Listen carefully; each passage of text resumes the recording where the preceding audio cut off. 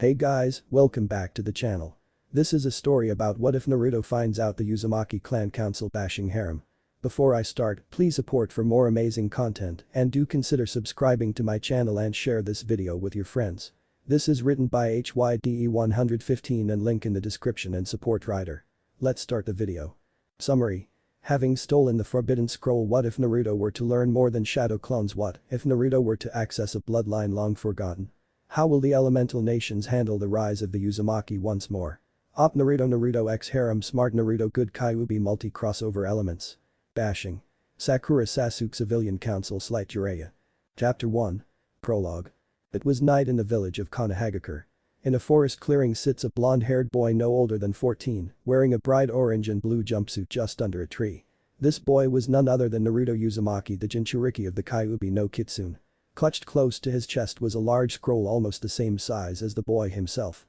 "Damn Anbu, I think I should be okay here for a bit," he said out loud through labored breaths. Why would he be hiding, one may ask?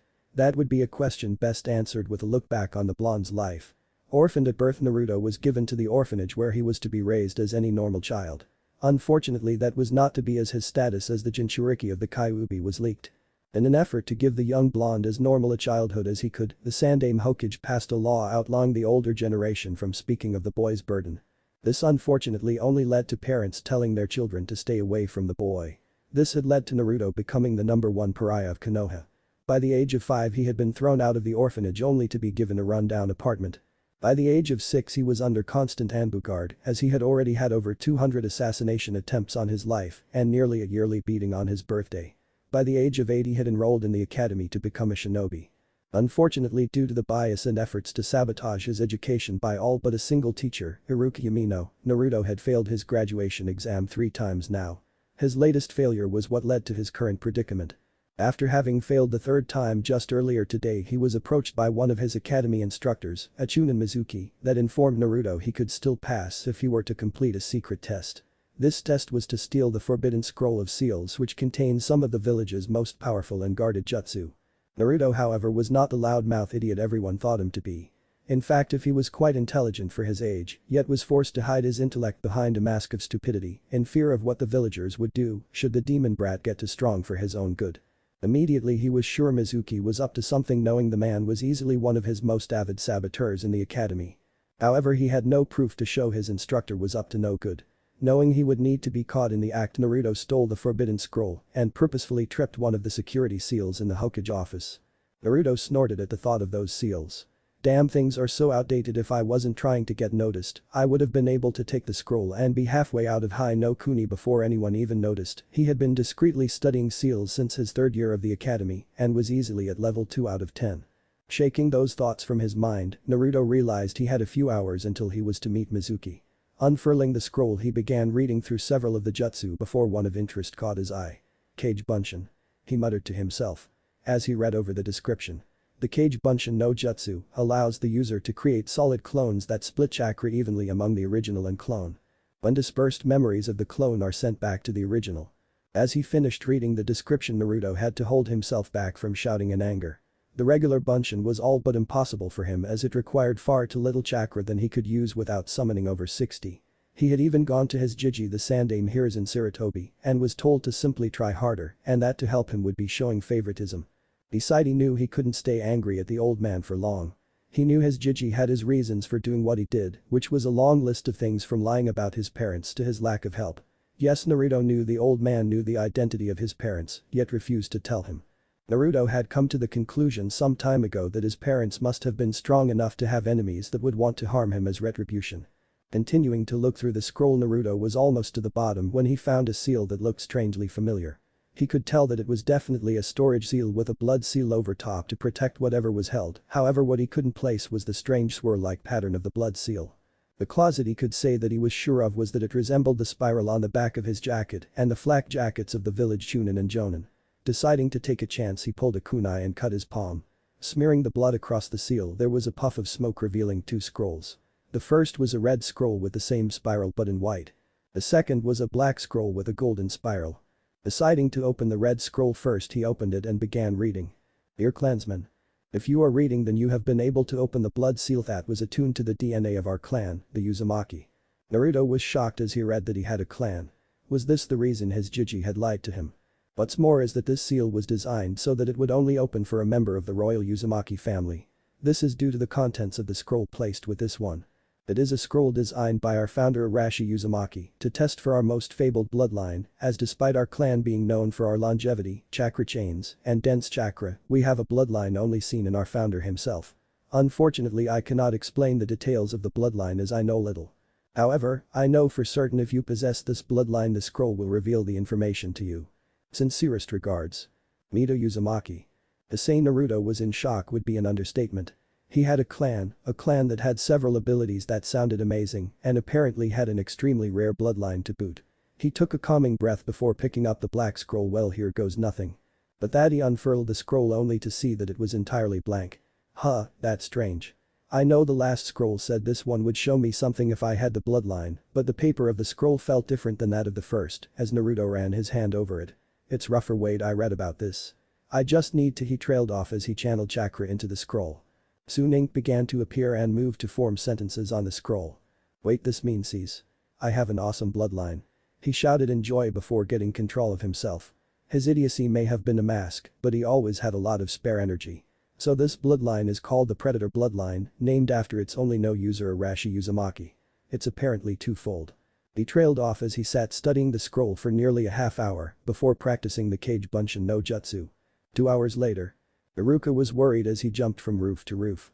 An hour ago he had been in bed thinking over the day's events when he was suddenly roused by his longtime friend Mizuki banging on his door.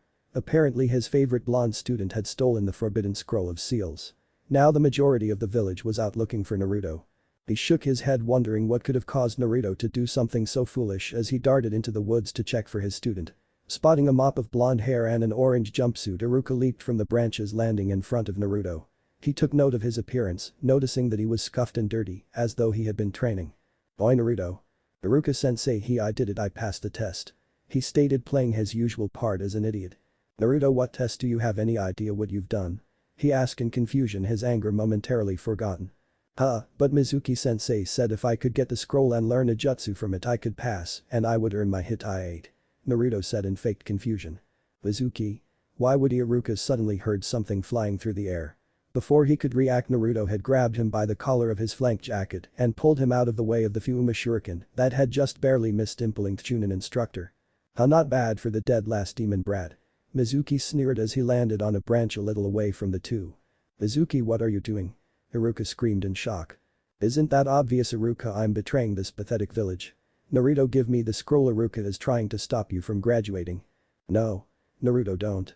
Mizuki is betraying the village, Iruka tried to say, but was cut off by a glare from Naruto.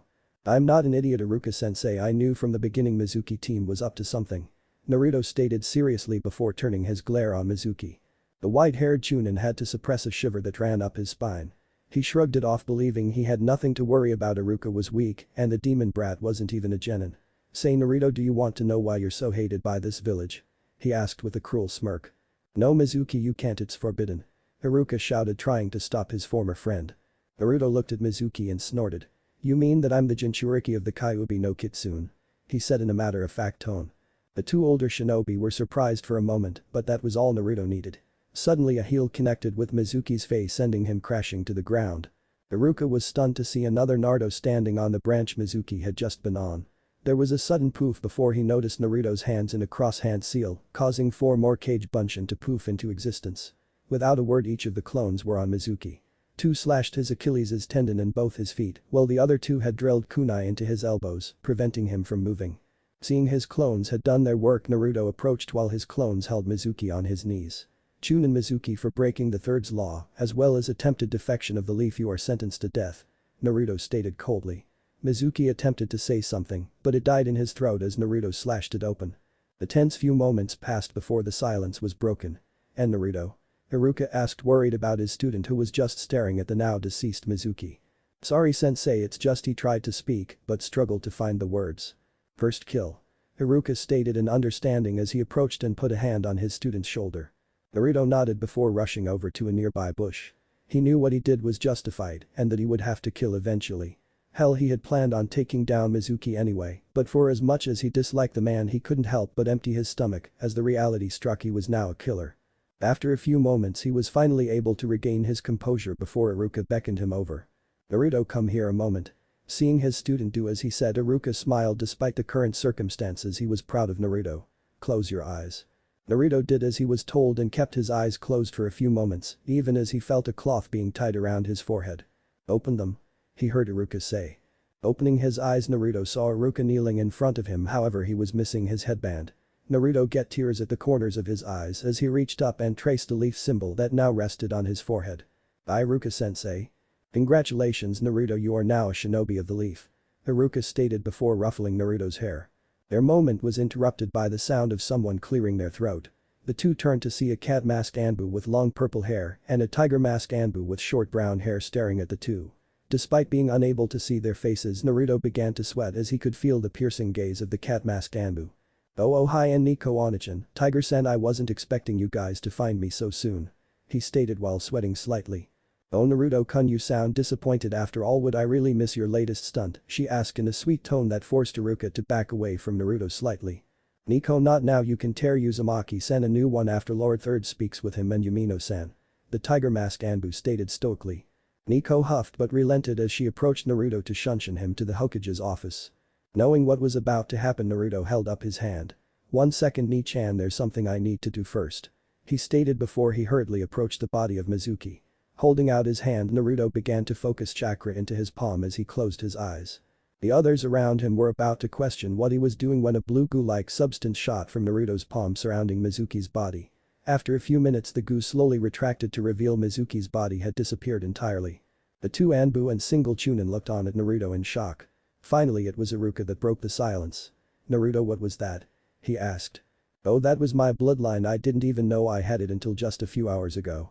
It took a lot longer to absorb the body than it should have though," he stated as if it was the most obvious thing in the world. "Okay, I'm ready to go, but can I ask that you three keep this a secret for now? I'll talk to Gigi about it when we get there." The three shared a look before nodding to Naruto. Nico approached Naruto and placed a hand on his shoulder, though her grip was tight, letting Naruto know their conversation would not be forgotten. In a swirl of leaves, the group had disappeared. 1 hour later. Hiruzen Sarutobi sat behind his desk letting out a deep sigh. He had just dismissed Iruka after hearing his report. He looked to his surrogate grandson that was seated in front of him, staring back at him with his icy blue eyes that lacked the warmth they once held. Hiruzen had to suppress a shudder at just how much the boy reminded him of his late successor.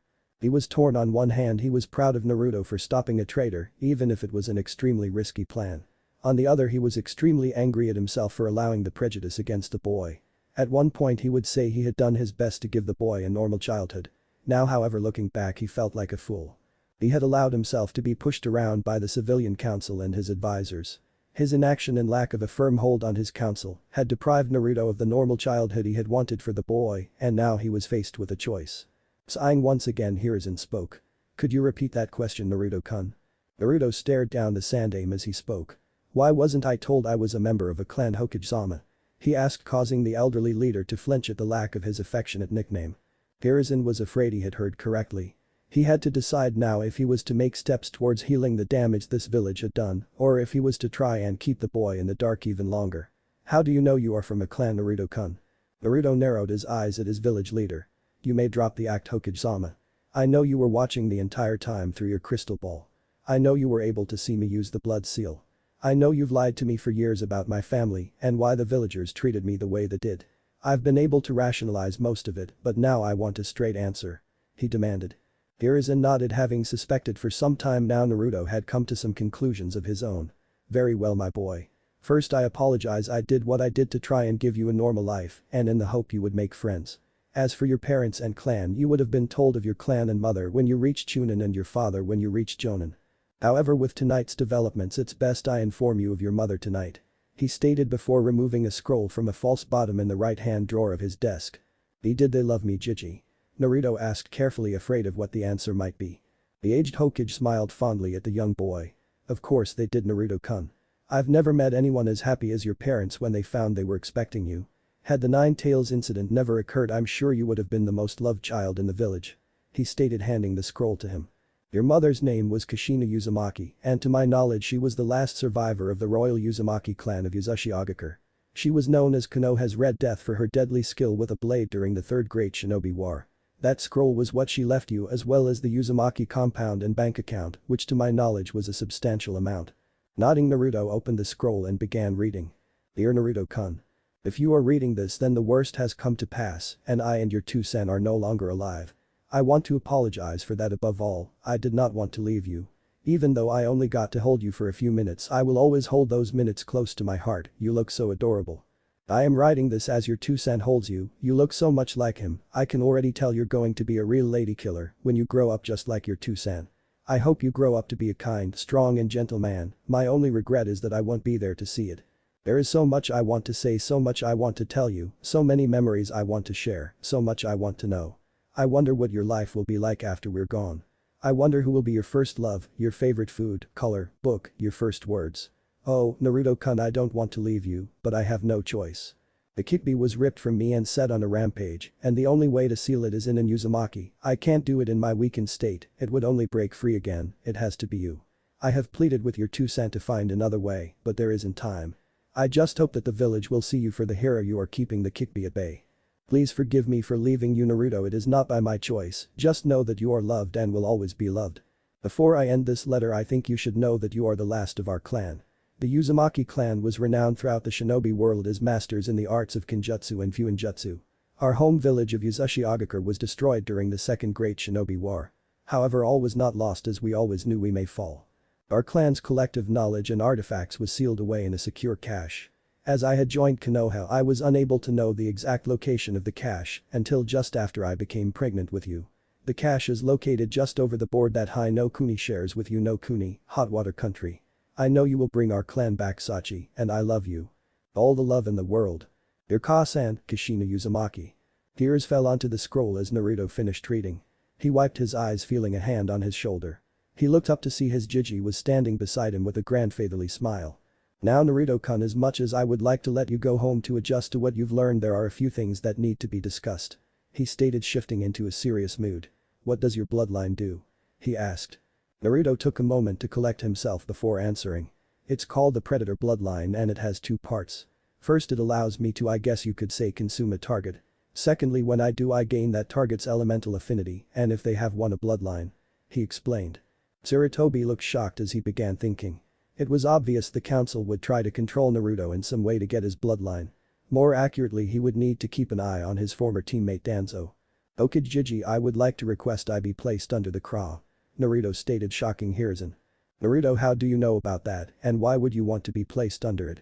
He asked, feeling the small spike in killer intent, Ki, from a certain cat mask Anbu hidden in his office. An order of your questions.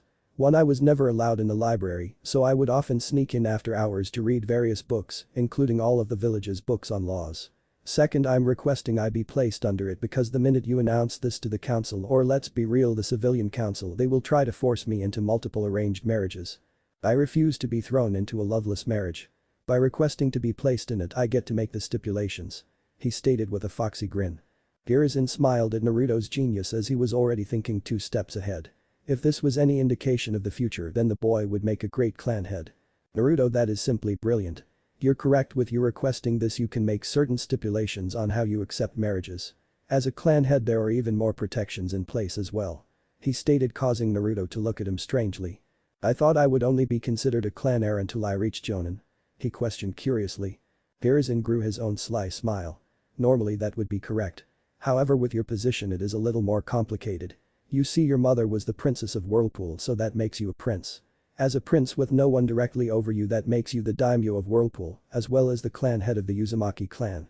Furthermore, your clan compound is part of a treaty signed between the former fire daimyo and former leaders of Uzushiogakure, making it Whirlpool country grounds.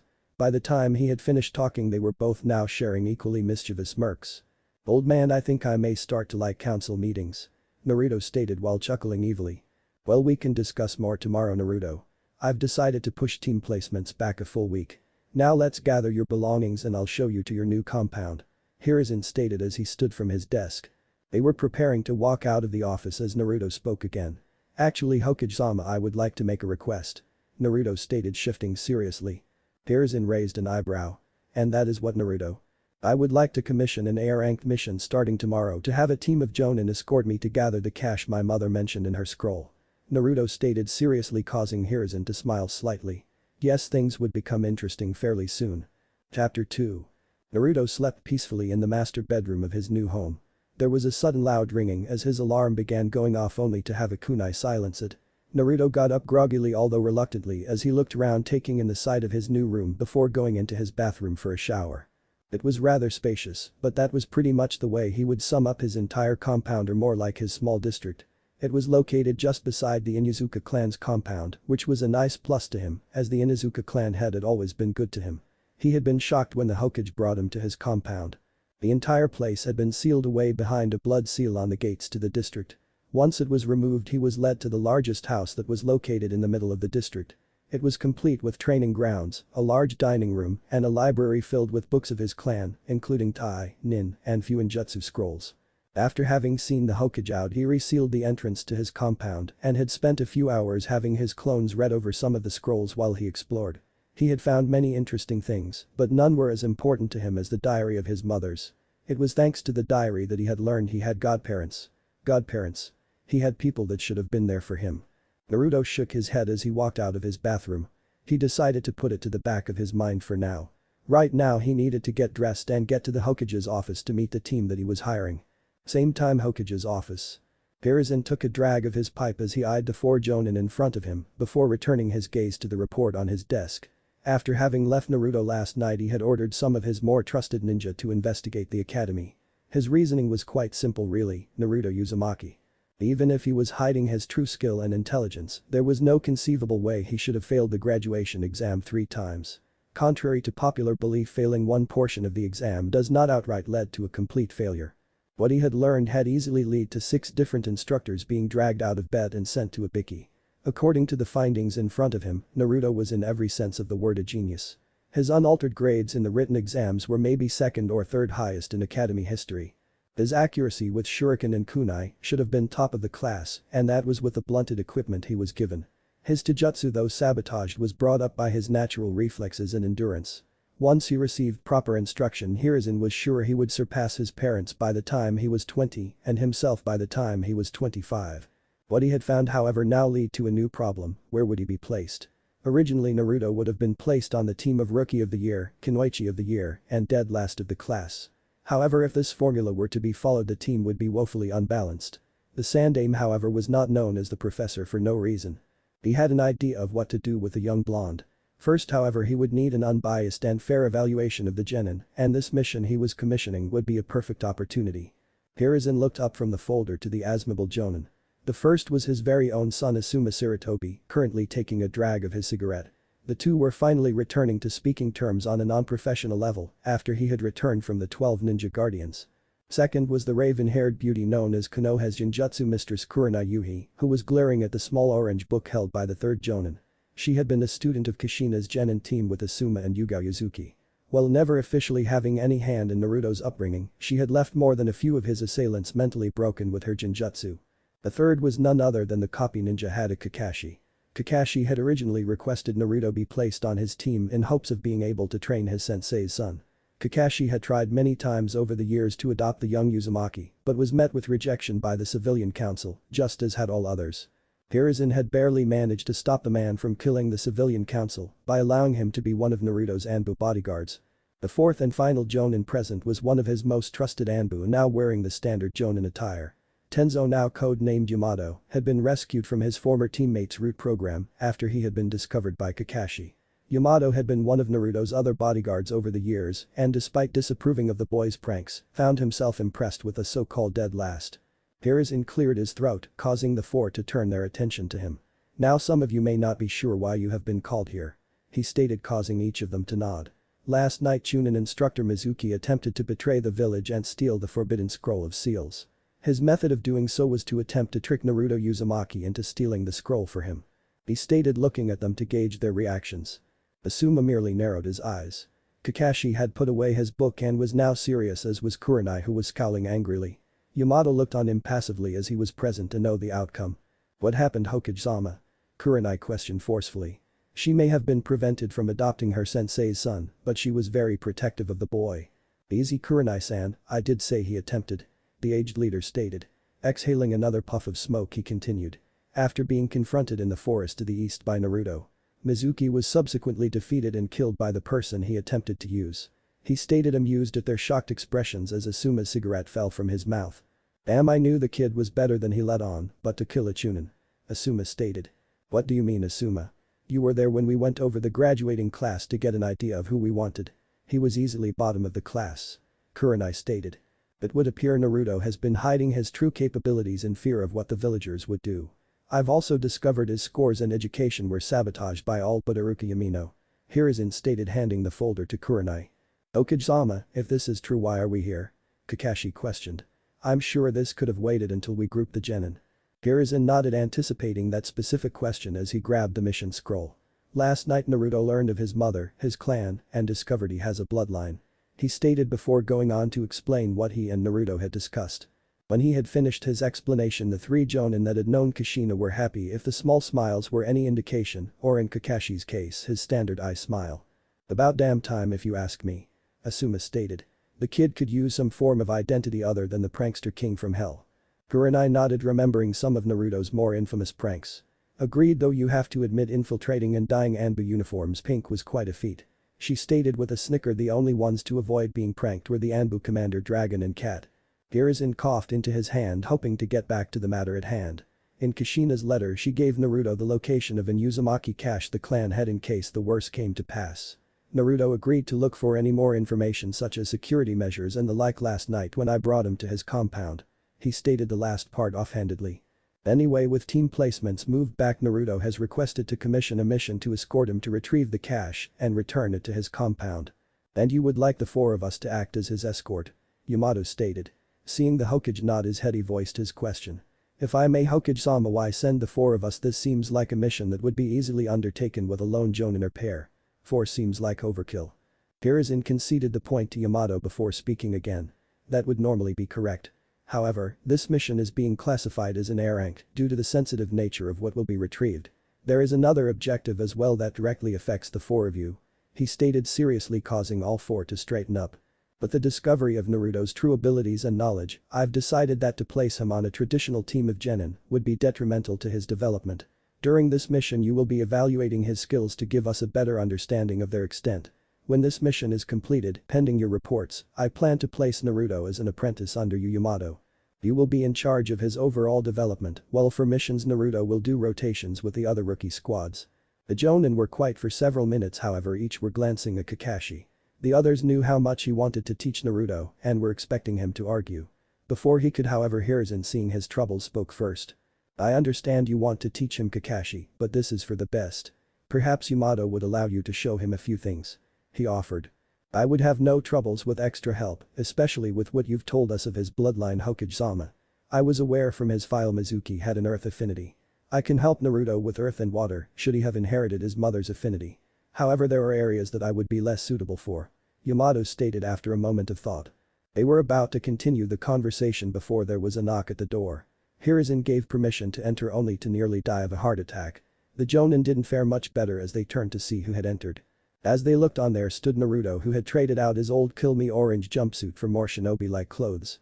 His headband was still tied around his head, while he had traded his orange jacket for a grey long-sleeved jacket with blue highlights with a mesh armor undershirt. He now wore a pair of navy blue shinobi pants with bandages wrapped around his right leg, where he kept his shuriken and kunai holsters. His blue shinobi sandals had now been traded for a pair of black combat boots. Good morning, Hokage-sama. Naruto greeted with a small bow, deciding to be formal since there were multiple superiors in the room. Having been drawn out of his shock, Hiruzen spoke. To you as well, Naruto-kun, though I must say you certainly look like a proper shinobi. He stated with a small smile. The resemblance between Naruto and his father was uncanny. He just hoped the young blonde didn't encounter any Iwa shinobi too soon. Naruto smiled while scratching the back of his head. Yeah, thanks, I decided that I needed to wear something different than those jumpsuits now that I'm not hiding behind that mask. Speaking of Naruto, Hiruzen started getting serious once more. When would you like to inform the council of your heritage as well as take your place on the council? He asked. I would like to wait until I've gotten back. Better to avoid any unwanted surprises, he stated, stressing the word surprises while casting a discreet glance towards the bookshelf on the wall. Hiruzen's eyes widened as he gave an almost imperceptible nod. Giving a discreet hand signal, the four hidden Anbu appeared around the bookshelf. Just as they appeared, a black figure attempted to flee, only to have a wooden tentacle wrap around its leg and Kakashi appear behind it and knock them out. As it fell to the floor, it became apparent the individual was dressed in standard Anbu attire. However, the animal mask was blank with the kanji for na. Seeing the mask, Hiruzen's eyes narrowed. So you never disbanded your root program after all, Danzo, he thought to himself as he clenched his fists. Take him to Ibiki and inform him he is free to do as he must. He ordered, receiving nods. Two of the Anbu took the unconscious man away, while the remaining two returned to their hiding places. Hiruzen turned his gaze back to Naruto, as did the assembled jonin. Naruto, how did you know he was there? Naruto shrugged in response. Honestly, I'm not sure. Ever since a few years ago, I've been able to feel the presence of others around me. I wasn't sure what it was exactly, but I assumed it was a form sensory ability. It took a while to learn to control it too. I usually practiced on the Anbu you had assigned to me. Before you ask, I can sense how someone's chakra feels as well as emotion. That's how I could tell he was there, as he had no emotion whatsoever. Asuma looked curious. How someone's chakra feels? He asked. Naruto nodded. Yeah, for instance, yours feels sharp yet at the same time like it's moving sporadically. Hiruzen's eyes widened. You can sense someone's chakra nature. He shouted in astonishment, causing the others to stare at the blonde in shock. The last person to hold such a sensory ability was his own sensei, the Nidaime. Finally, Yamato was the one to break the tension as he began laughing. It must be a great irony, Naruto-san. You have the ability to feel out chakra natures as well as the ability to take them for yourself. It seems Kami-sama wished to make you the perfect predator. Naruto laughed sheepishly. Yeah, I guess you're right. Hiruzen shook his head with a small smile. His surrogate grandson was certainly living up to the title of being the most unpredictable person in the leaf. Well, Naruto, I believe we should move on to business. He stated before motioning to the four jonin, introducing each. These four are the team that I have assigned the mission you requested. You already know Asuma Sarutobi. Good to see you again, kid. Asuma stated, giving the blonde a friendly wave. The two had met several times before when Naruto had dropped in to see the old man. The Kunoichi is Kurana Yuhi, also known as the Genjutsu Mistress of Konoha. A pleasure to meet you, Naruto-san. She stated, giving the blonde a small smile. The jonin who needs to learn to put that book away in meetings is Kakashi Haddock. Hiruzen stated, not happy. Kakashi was reading his porn in a mission briefing. Hokage-sama needs to meet you, Naruto. Kakashi greeted lazily. Hiruzen sighed at the cycloptic jonin's antics. And last but not least is Yamato. Yamato gave a nod in acknowledgement. Nice to meet you, Naruto-san. Naruto bowed in respect before speaking. A pleasure to meet all of you. As I'm sure you already know, I am Naruto Uzumaki. Has Hokage-sama already explained the details of the mission? Not yet, Naruto. The old man just gave us a brief rundown that we're your escort to a hidden Uzumaki cache. Asuma stated, causing Hiruzen to mutter something about disrespect. Right, it must be slipping in his old age. Naruto started but soon had to dodge a paperweight. Anyway, yes, you are right. The cache is located just over the border Hai no Kuni shares with you no Kuni. The exact contents of the cache are unknown, besides that it contains my clan's collective knowledge and artifacts. However, I was able to have my clones do some research last night in my compound. Apparently the cache is protected by a blood seal that can only be openers by someone from the royal Uzumaki line. The main concern, however, is that apparently the cache is guarded. Guarded by what? Kurenai asked. Unfortunately, I don't know. My clones still haven't found anything in my library. Naruto stated. Just how many cage bunshin can you make? Kakashi asked, putting away his book as the conversation was becoming interesting. Naruto thought for a moment before answering. I've yet to actually make enough clones to wear me out. I have 200 at my compound now. Well, when they run low on chakra they disperse in groups of 2. You have them dispersing in groups? Hiruzen stated, nodding in approval. Yes, Hokage-sama. Naruto replied. Very well, you all know the mission. Kakashi, I am placing you in charge. It should only take you about 2 days to reach the location. I expect you back the day before genin placements. Dismissed. Hiruzen stated, receiving a round of yes, Hokage-sama. Kakashi turned to the others in the room. Pack for a week-long trip and meet at the west gates in 30 minutes. He stated before disappearing in a swirl of leaves, a technique Naruto recognized as a leaf shunshin. He was soon followed by the other 3 jonin, leaving Naruto and the Hokage in the office. I've got to learn that. Naruto stated before turning to leave, only for the door to fly open. A little kid with a long blue scarf came charging into the room. I've got you this time, old man. He yelled, only to trip over his scarf and fall face first onto the floor. Naruto's sweat dropped while Hiruzen shook his head in exasperation. The boy quickly jumped up and looked around before pointing at Naruto. "Hey, what's the big idea tripping me like that?" Naruto deadpanned as he looked at the child while crossing his arms. "Kid, you tripped over your own scarf." "No. You tripped me and you better apologize." He shouted only to have Naruto yank him up to eye level by the scruff of his shirt. "Listen here, kid, you tripped because your scarf is too long for you." Naruto would have continued but was interrupted as a man wearing a bandana with dark glasses appeared in the room. "Okage-sama, I'm sorry, but the Honorable Grand," he began only to stop as he saw Naruto holding the child up. "You hooligan. Release the Honorable Grandson Konohamaru Sarutobi at once." Konohamaru had a smug smile as he looked at Naruto only to be shocked. "And? I don't care if he was the old man's Bachan," he stated, dropping the boy on his ass. "Gigi, I'm off," he stated before leaving the room. The man looked gobsmacked before pushing his glasses up and clearing his throat. "Honorable Grandson, you would do well to stay away from that boy, you need no distractions now, come, we must return to your training," he stated before looking around the room finding the boy was gone. Hiruzen spoke up seeing as the man's rant had come to an end. "I believe he went after young Naruto," he stated and stopped the man before he could leave. "Now just am I new to Bisu, I believe we need to have a discussion about your attitude," Hiruzen stated with a firm tone. The now named Ibisu could only gulp in response, knowing he had slipped up, showing his disdain for the Kyuubi container. 15 minutes later. The Ving returned to his compound and retrieved necessary supplies for his mission. Naruto was now on his way towards the western gates when he noticed he was being followed. Touring down an alleyway, he made a cage bunchen before taking to the rooftops. His clone exited the alleyway and continued on, while the original observed from a distance before noticing the boy from the office was hiding in an alley and moving to another one every so often when the clone got too far away. Just as the boy entered another alley, Naruto dropped down behind him silently. Now standing just behind the boy, he spoke in a hushed tone. "So who are we watching?" "Ah." As expected, the boy nearly jumped out of his skin being scared by the sudden appearance of Naruto. What the hell, B, but you were just right there," he sputtered pointing down the street. "Nope, that was just a clone," Naruto stated, still trying to rein in his laughter. "That's awesome, boss." "Boss?" The younger boy gave Naruto a large smile. "Yep, you're strong and don't treat me any differently than anybody else. I want to become Hokage, so you're my boss." Ibisu-sensei is always going on about having all the shortcuts to becoming Hokage. Naruto snorted at that. "Konohamaru right?" Naruto asked at the young boy. Seeing him nod, Naruto decided to give him the same advice he had been given. "There's no such thing as shortcuts when you choose to aim for becoming Hokage. The Hokage sees the whole village as his family and needs to be strong enough to protect that family. The only thing that will get you there is hard work and lots of it." When he finished talking, Konohamaru had stars in his eyes before they were replaced with a look of determination. "You better be ready to call me Hokage-sama, boss." "So let's start, what are you going to teach me?" the young boy asked excitedly. Naruto deadpanned. He was just out of the academy and while he was further along than most of his classmates, he wasn't that great since when he practiced it had to be in secret. There was also the small fact he didn't agree to teach anyone. He was about to shoot the young Sarutobi down before a thought crossed his mind, causing a foxy grin to appear on his face. "Tell you what, Kono, I have a mission I need to leave for soon. So I'm going to give you a task and if you complete it, I'll teach you something when I get back," he offered, causing the younger boy to get excited.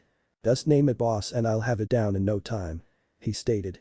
"Alright then, your task is to sneak into the Nara clan compound with animal-friendly paint and place a handprint on 3 different deer without scaring them off. You then have to sneak out without getting caught.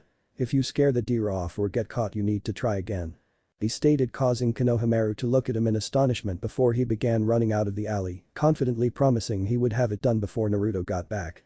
Naruto laughed to himself as he made his way towards his destination once again. He was sure the Nara clan wouldn't mind after all. Last he was invited to dinner by Shikamaru. His father Shikaku had said the clan members watching the deer had gotten lazy. They would either shape up or Konohamaru would be on his level in stealth in no time. Approaching the gate, he noticed only Kurenai, Tenzo, and Asuma were present. Tenzo and Kurenai looked annoyed while Asuma looked amused. "Where's Kakashi-senpai?" Naruto asked, getting their attention. "Late, just as you are, Gen, and why refer to Kakashi as senpai?" Kurenai asked, annoyed. The blonde and Cyclops were both late. "I ran into a distraction on the way here that was begging me to teach him. As for calling Kakashi senpai, it seems appropriate as he and you 3 are my seniors in the Shinobi Corps. It would be inappropriate to call you sensei as Jonin sensei have yet to be assigned and to my current knowledge, none of you have any students. Of course I could always refer to you and Asuma senpai as Nai-san and Ni-san," he stated, amused as she and Asuma looked at him confused. And why would you refer to either of us as that? To my knowledge we aren't related in any way. Asuma asked, still amused. He of course had a good idea why, but wanted to hear it from the boss's mouth. Oh well, I figured that would be an appropriate way to refer to my mother's students. He answered nonchalantly. How? Kurenai tried to ask. I found my mother's diary. She talked about her personal thoughts on a lot of things. He stated before seeing their concerned looks. And no, she never made any mention of my father. She usually used some kind of cute nickname. He stated, causing them to sigh in relief. Just then Kakashi appeared in a standard shunshin. Oh good, I see we're all here. Let's be on our way. He stated before turning to Naruto. We'll be traveling at low chunin speed, think you can keep up? Normally they would travel at a speed that could accommodate their client, but Kakashi had decided to use this as an excuse to test Naruto's speed and stamina. Receiving an affirmative nod from the blonde, he spoke again, giving an eye smile. Good, we'll be using the diamond formation. I'll take you will be in the middle using your sensory abilities to keep a lookout for anything. Asuma, I want you on the right. Kurenai, take the left and Yamato will bring up the rear. Any questions? He asked. Seeing no one speak, he nodded.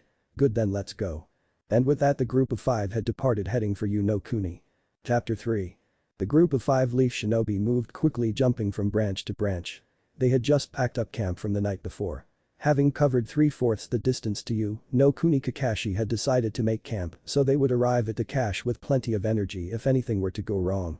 Speaking of the copy ninja, he took a discreet glance over his shoulder to Naruto, who was talking animatedly with the other jonin. Kakashi didn't admit it, but he was impressed with Naruto.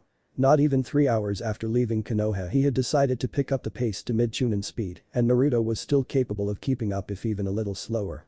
In hindsight, Kakashi should have known better since Naruto was infamous for outrunning Anbu and some jonin after his pranks. He was brought out of his musing as Asuma brought up an interesting subject.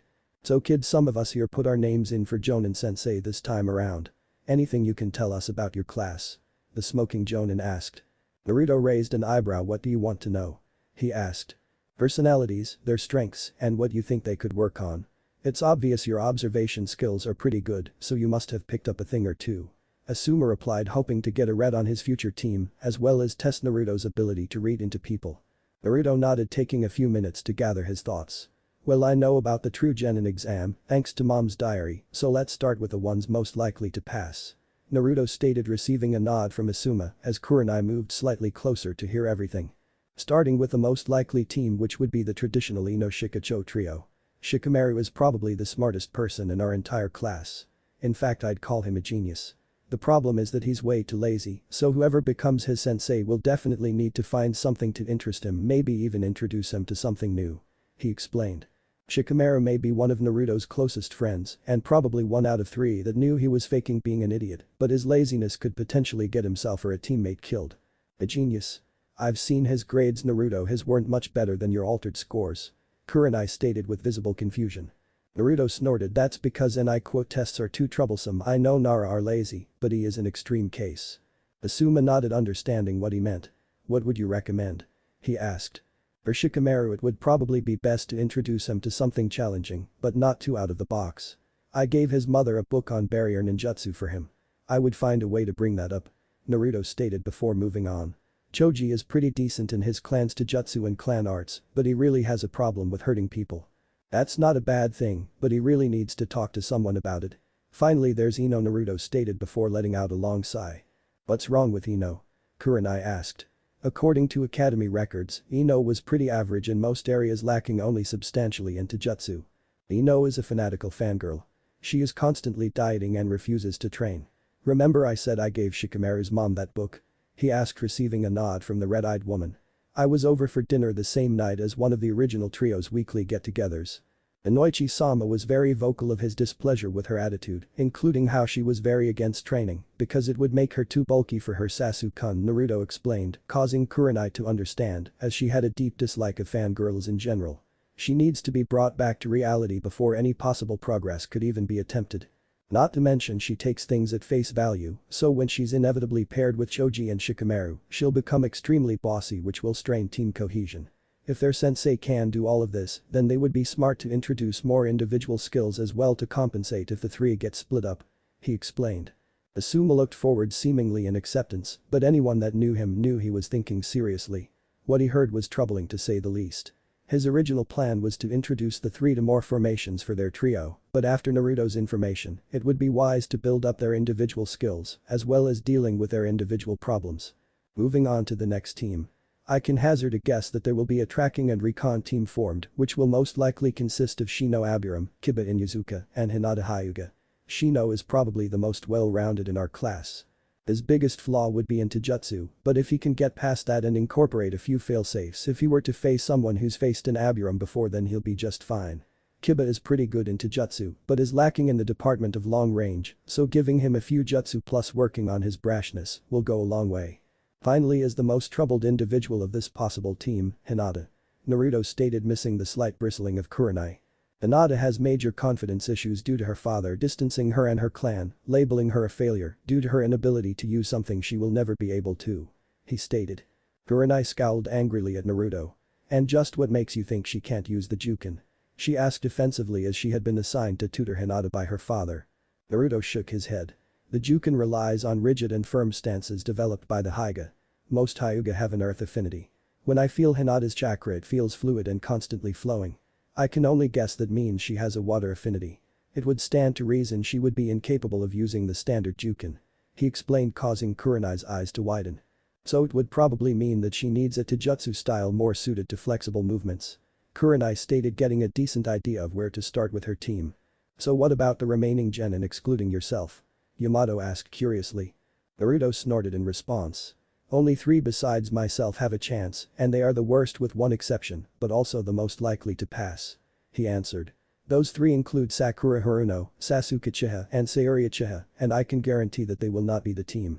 Kakashi looked back at Naruto, genuinely intrigued. And why's that, Naruto? With your field promotion, it's possible you could be placed on the reserves. Naruto nodded. I know that's a possibility and I have no problem with that. It would mean I could bring my Taijutsu up to a better level while I waited, as well as further developed my Fuinjutsu and expanded my jutsu arsenal. He stated before shaking his head. But that's not what I meant. They are the most likely to pass because the civilian council will interfere in any way to stroke Sasuke's ego, because somehow they got the idea he's going to be clan head once Makoto Abisan steps down, which in their minds is when Sasuke turns Jonin. What do you mean? I thought Sasuke was the clan heir? Asuma asked in confusion. In response, Naruto smirked, imagining the look on Sasuke's face when he learns the truth. Nope, Itachi was heir, and since he was never defeated for the title, it's up to the clan head who to name as their successor. He stated before his foxy grin took over. And I know for a fact Makoto Abisan plans on making Sayori-chan her heir, especially after what's happened with Sasuke in recent years. Oh, it's Sayori-chan, is it? Kurenai asked with a teasing tone. And what do you mean, what's happened to Sasuke? Naruto blushed slightly before getting it under control. Well, I'll answer that after I answer the original question. First, is Sakura Haruno a fangirl that puts Ino to shame 10 times over? She only has book smarts and has absolutely no skill in any shinobi art, least of all stealth. She will react violently to anyone that questions Sasuke in any way, shape or form. Her chakra capacity is abysmal, only slightly above civilian level, he would have continued, but was cut off by Yamato. That's not what her file says. It lists her as the top kunoichi with exceptional potential in Jinjutsu and only slightly below average Taijutsu. Yamato stated calmly, though inwardly frowning. And I guarantee her file was altered to an exceptional degree. She has potential, but that is only because her exceptional chakra control is due to her lack of chakra. There's also the mention that if she was given the choice of carrying a critically injured squad mate or fawning over a scratch on the emo, she would choose the latter. He replied, turning his head to look the older man in the eyes, letting him know just how serious he was. The 4 Jonin looked at Naruto worried. If what he was saying was true, then the Haruno girl would need serious work. Next is Sayori. You mean Sayori-chan? Kakashi stated with a perverse giggle. Naruto ignored the man and started speaking again. Sayori is very well-rounded. Her skill in her family's Taijutsu is at least low Chunin, maybe even better. I promised Makoto Abisan not to say anything during the academy so Sasuke wouldn't know, but Sayori has been taught several Kaiten jutsu and has them mastered to a pretty good degree. She knows several non-Sharingan-based Jinjutsu and is extremely cunning. Sounds like you're speaking from experience, Naruto. Asuma stated in amusement. And I've also been wondering about you referring to the Uchiha clan head as Abisan. Naruto took a few minutes before he answered. Makoto Abisan has always been there for me. She's always inviting me over for food or getting me groceries from stores I'm not allowed in, or just letting me hang out. As a result, I've spent plenty of time with her and Sayori, while Sasuke team just ignored the 3 of us. he stated, clenching his fists before taking a calming breath. Anyway, yes, I've spent plenty of time sparring with Sayuri, so we have an okay idea of each other's skills, and like me, she's held herself back in the academy, but not to such a degree. He stated before he frowned. And finally there's Sasuke Uchiha. Skill-wise his taijutsu is high genin, but can easily be aggravated, so he gets sloppy. He only knows the Academy 3 jutsu and 1 Kaiten jutsu, and he uses no Jinjutsu. Mentally I have no idea how the fuck he passed his psych evaluation.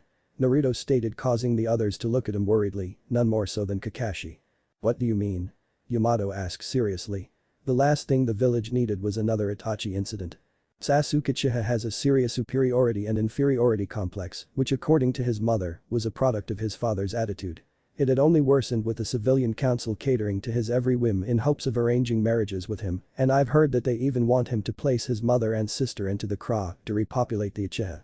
An idea he's openly admitted to liking. Naruto stated with unhidden disgust. A reaction shared with the others, none more so than Kurenai, who knew the Kra turned women into nothing more than baby factories. That's why you know Mikoto-sama won't name him her successor, and why you're sure he and his sister won't be placed on a team together.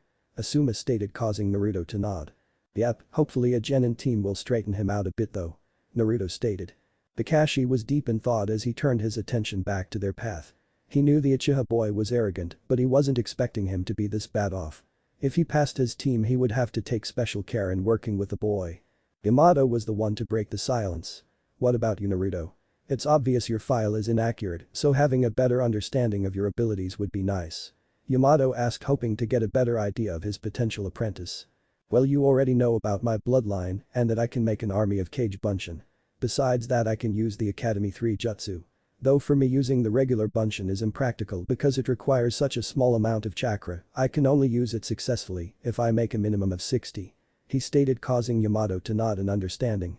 As for extra skills, I'm at the end of level 2 in Fuinjutsu, and in another few weeks I should be at the beginning of level 3. My stealth is through the roof since I was able to practice it by using my pranks. He explained with his foxy smile, causing Asuma and Kurenai to hold back chuckles as Yamato's eye twitched in annoyance, having been caught in more than one of his pranks. Of course, what Naruto didn't say was that he had been given a few pointers along the way by the Anbu Commander Dragon when he caught Naruto. Besides that, Sayuri-chan taught me the Kaiten Nkakuk no Jutsu. As for chakra control, I can already do the tree climbing exercise. In terms of weaknesses, I have zero aptitude for Jinjutsu since most require such small amounts of chakra. Then there's my taijutsu, as I've yet to find a style that suits me. I also don't know what my element is or what I got from Mizuki, so I'm not sure where to begin with expanding my jutsu pool.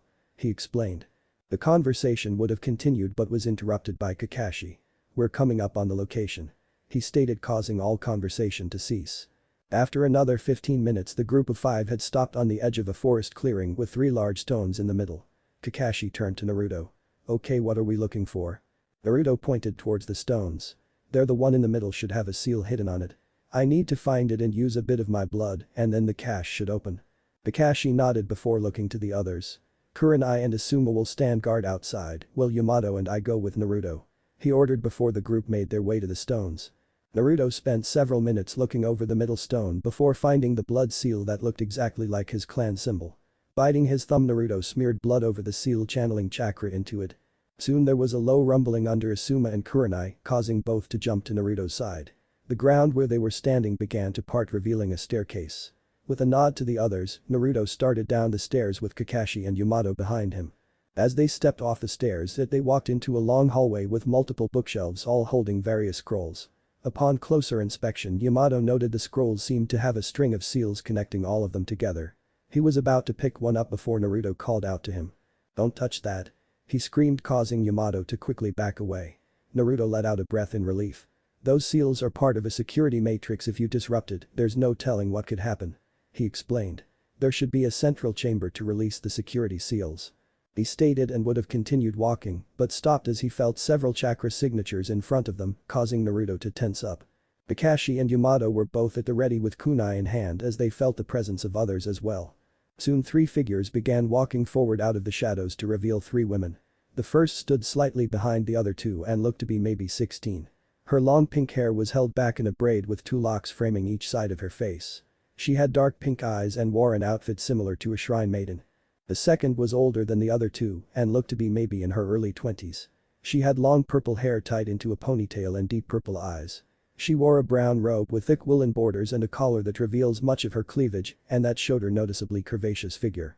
Over her shoulder she held an adachi as she stared down the three menacingly. The third and final woman looked to be about 17 and stood impassively. She wore a black cloak over a cream-colored hakamashita and blue hakama which was worn over a black bodysuit. Her short hair was black and braided on the right side while it was parted to her left and her eyes were a deep blue. The first stepped forward slightly as she began to speak. "Who are you, Leaf Nin, and why are you here?" she asked, her tone even yet powerful, demanding an answer. Giving a quick glance to Kakashi and Yamato, Naruto nodded and stepped forward. "Greetings, my name is Naruto Uzumaki," he stated with a small bow, causing the two's eyes behind the woman widen slightly. "We came here to collect this cash. I apologize as I didn't know it was guarded." There was a tense silence as the woman seemed to be studying Naruto. "You are an Uzumaki?" she asked. Naruto nodded before deciding to introduce himself formally. "Yes, I am Naruto Uzumaki, 12th clan, head of the royal Uzumaki clan and son of Kushina Uzumaki." There was another pregnant pause before a new voice spoke, this one definitely male. "The son of Kushina-sama," it stated as an elderly man with white hair and black eyes appeared beside the three women. His attire consisted of an off-white robe with thick black outlines, fastened by a pale brown ribbon on his waist. This whole was also covered another similar robe which was kept unfastened. Finally, he wore a thick pale brown scarf that always covered his mouth, a pair of loose white pants, wooden sandals, black fingerless gloves that attached only to his middle finger over the back of his hands, and a plain-looking thin cane sword. The three Konoha shinobi tensed, not having noticed him in the room as well. The new arrival looked to the woman that had been speaking. "What say you, Fumiko?" he asked. "He's speaking the truth," she stated before looking back to Naruto. "Though that does raise more questions. Such as why you wear the symbol of the leaf rather than that of Whirlpool, Uzumaki-sama. I think you should find somewhere to sit," Naruto stated solemnly. 30 minutes later. Naruto sat back as he watched the four in front of him. He had just finished explaining what he knew off full of Yuzushi Agakure to his discovery of his heritage. The four each had solemn expressions as they had told him they had suspected an attack would come and had sent the four here to protect the cache. They had apparently only aged less than a few months as the seals inside the cache slowed aging to a near halt, allowing them to survive several decades. "So it's really gone, our homie or a free Enser family," stated Shuna, the girl with pink hair, as Naruto had learned, as tears began to form. Naruto quickly stood and placed a comforting hand on her shoulder as he tried to give her a reassuring smile. She seemed to calm down slightly, returning the smile. "Perhaps not everything was lost," the elderly man named Hakiru stated as he stroked his beard. "After all, there were similar bunkers to this one in Yuzushi Agakure and a few others hidden outside the village. The chance is slim, but there may be other survivors." "That is true," Fumiko stated. "If it is, then we could locate them providing Uzumaki-sama gives his blessing," she added, looking to Naruto. Shuna seemed to have calmed down as she spoke next. What will we do if we find anybody?" she asked. The older woman named Shion spoke next. "Shunaheim is right, we can't just rebuild Yuzu," she stated sullenly. Fumiko spoke once again, this time in a firmer tone. "We need somewhere to bring them home to. I can't speak for you three, however, as possibly the last of my clan I will continue to honor them," she stated before standing in front of Naruto.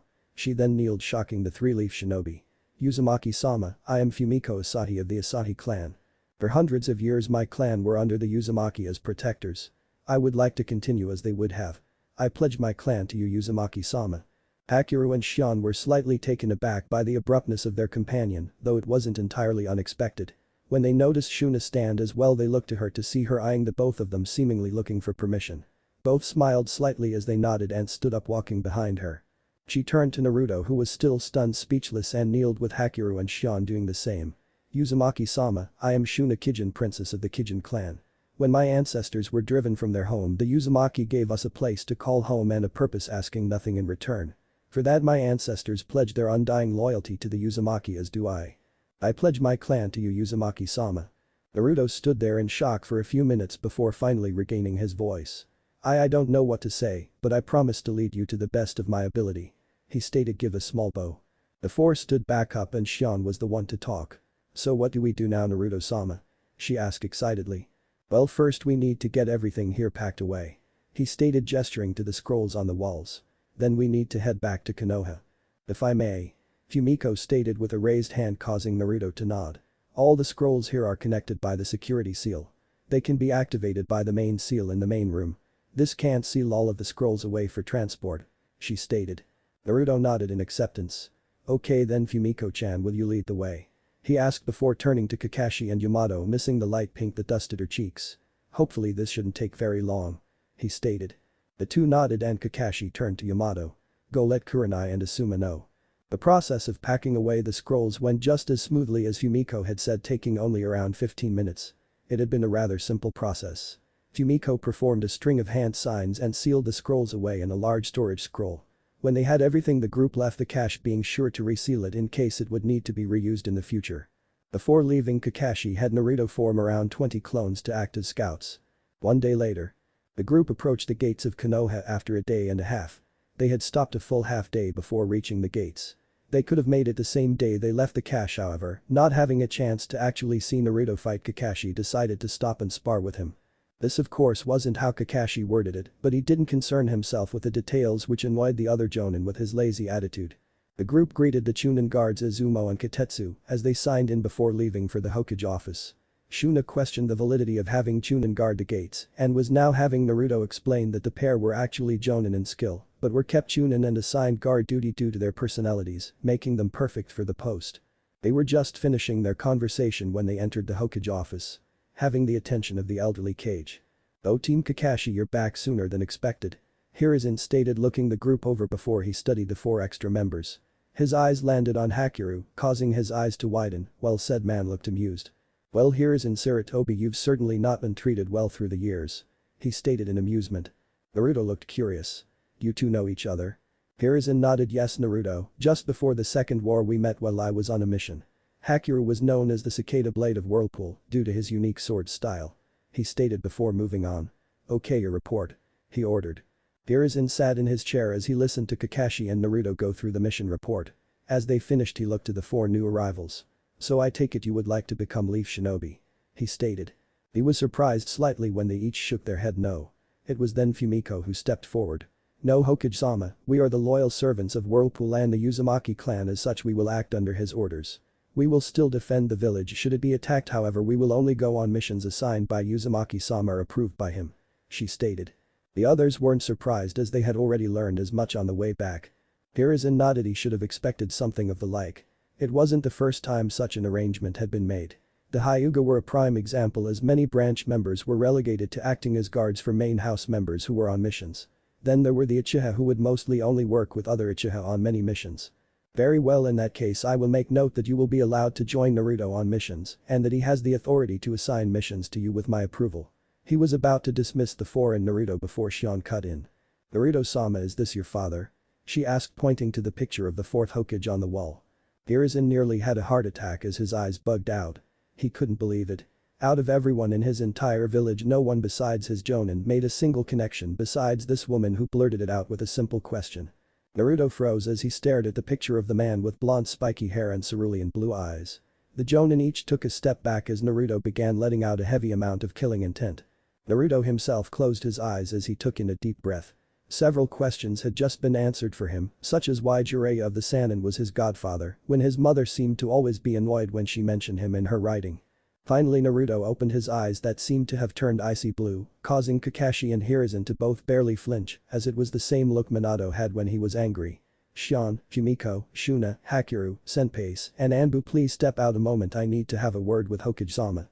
It came out as a question, but everyone could tell it was an order.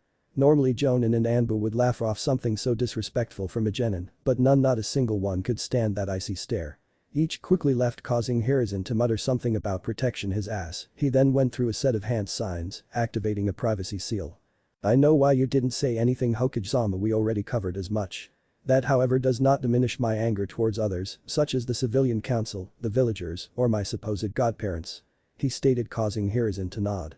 He knew he had many failures since retaking the hat, and many were how he handled Naruto's various situations. He had tried many times to convince Jiraiya to come look after Naruto or find Tsunade, but his student constantly made excuses. "I know Naruto, up until now I've made many mistakes and even more excuses," he stated before his eyes hardened. "However, that will no longer happen. I intend to make things right, starting with acting like a proper Hokage." Naruto nodded. "Then that means we will be announcing my full heritage soon. I know you dislike the thought of putting my name out there, but I think my clones have found a way to solve our problem with Iwa." Hiruzen looked contemplative before agreeing. Very well Naruto, the council meeting was scheduled for tomorrow since you were due to arrive back by then. He stated before undoing the privacy seal. Now you may go and I will see you tomorrow. Send in your escort and my Anbu guard please. Oh and I would go visit Mikoto and Tsume. They were both very unhappy you left without a word to them. Hiruzen stated, the last part in amusement. Naruto felt a cold shiver run down his spine as he thought of the two matriarchs angry. It wasn't something he wanted directed at him. He nodded before leaving taking the four newcomers to his compound. The Jonin and Anbu entered the office with Hiruzen glaring at the Anbu. He let out a long sigh before looking at Kakashi. Report I want to know what you've learned. He ordered. Kakashi gave an eye smile before he started. Chapter 4. Hiruzen Sarutobi sat in his office glancing at the clock on the wall as he did paperwork. His report from Kakashi the day before had been eye-opening to say the least. According to Kakashi and the other Jonin, if Naruto was accurate, his ability to gather intelligence and deduce potential in his allies and enemies was already exponential. Hiruzen of course wasn't surprised by that little bit of knowledge however. No, the young genin had made his ability to pick apart situations and people known already through his various pranks. If he had actually used lethal tools, then Hiruzen knew Naruto would have been able to do extreme damage to his shinobi forces. That was one reason chasing Naruto down had become an Anbu training exercise, so that new recruits would become sharper and avoid such traps. The bits that did amaze Hiruzen were the reports on Naruto's other skills. Naruto's speed was already known to be at mid to high chunin, but Kakashi had found that when he pushed himself in combat, Naruto could reach low jonin speeds. His taijutsu was lacking compared to his other skills at high genin. Naruto surprisingly already knew the tree climbing exercise and had decent chakra control, being able to fight on a vertical surface for over an hour. His Fuinjutsu was at the advanced level 2 stage and he admitted he would be at beginner level 3 soon. Finally Naruto's ninjutsu, while limited to only 4 practical jutsu, was at high chunin to low jonin given how proficiently he used them. All in all, Hiruzen could only imagine how far Naruto would go once he started training unimpeded, especially with the Kage Bunshin no Jutsu. There was a sudden knocking at his door that brought him out of his thoughts. Giving the okay to enter, the door opened and Naruto entered with Fumiko behind him. Naruto right on time and Fumiko-san as well. He stated before his eyes caught the hit Fumiko wore around her arm and the katana on her hip. It looked like a standard leaf one, however the swirl which had been adopted after the Uzumaki clan was colored red. Hiruzen had of course known that was the special hit worn by Kushina. It wasn't hers exactly, but a symbol of her dual citizenship. He looked to Naruto noticing he had a similar hit on his forehead. You know Iruka might be a little saddened. He stated in amusement.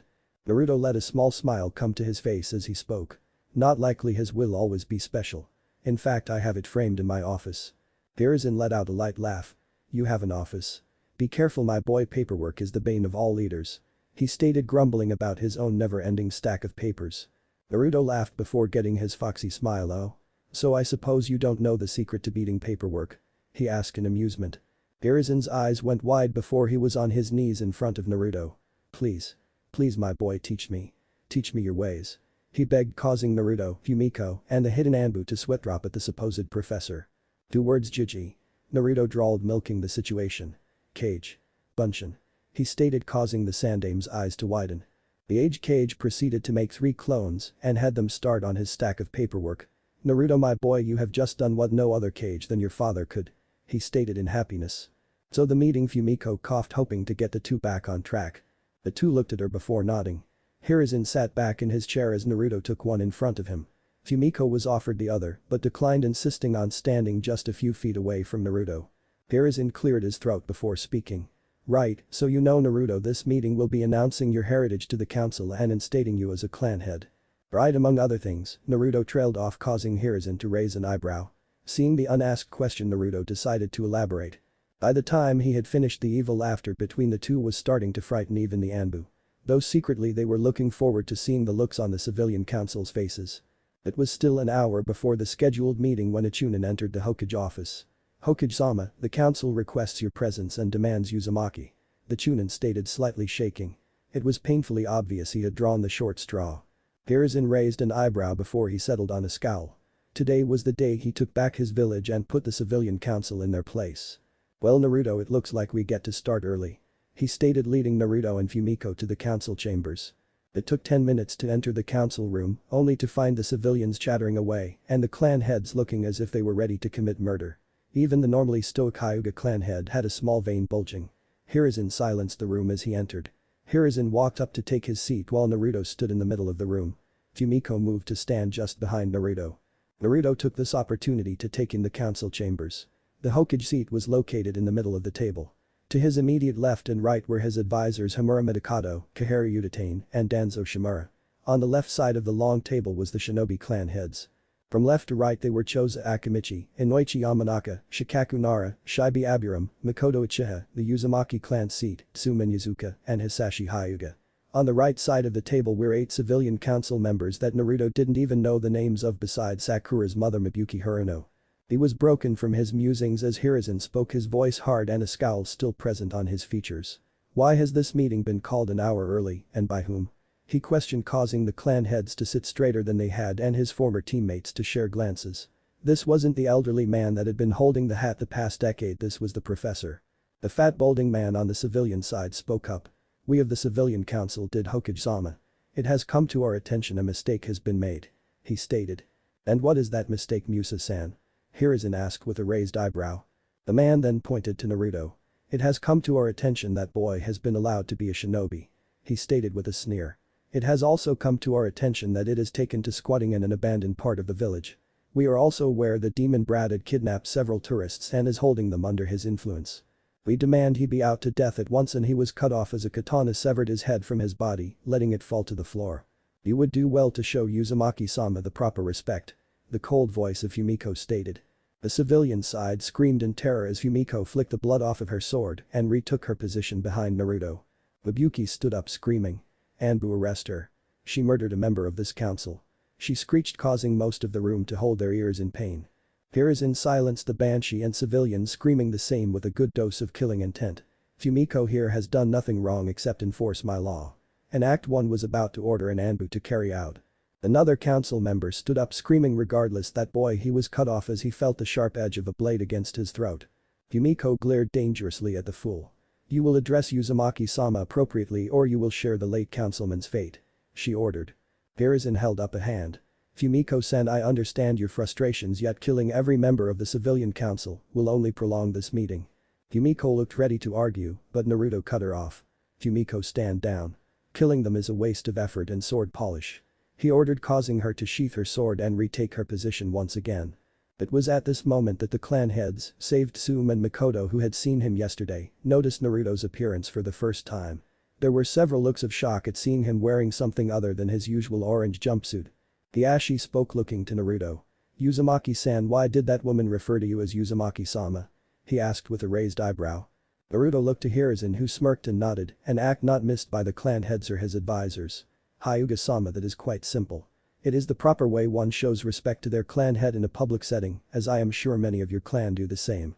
He stated with a small smirk. There were several sets of eyes that widened before Mibuyuki spoke again. Preposterous, there is no such thing as an Uzumaki clan.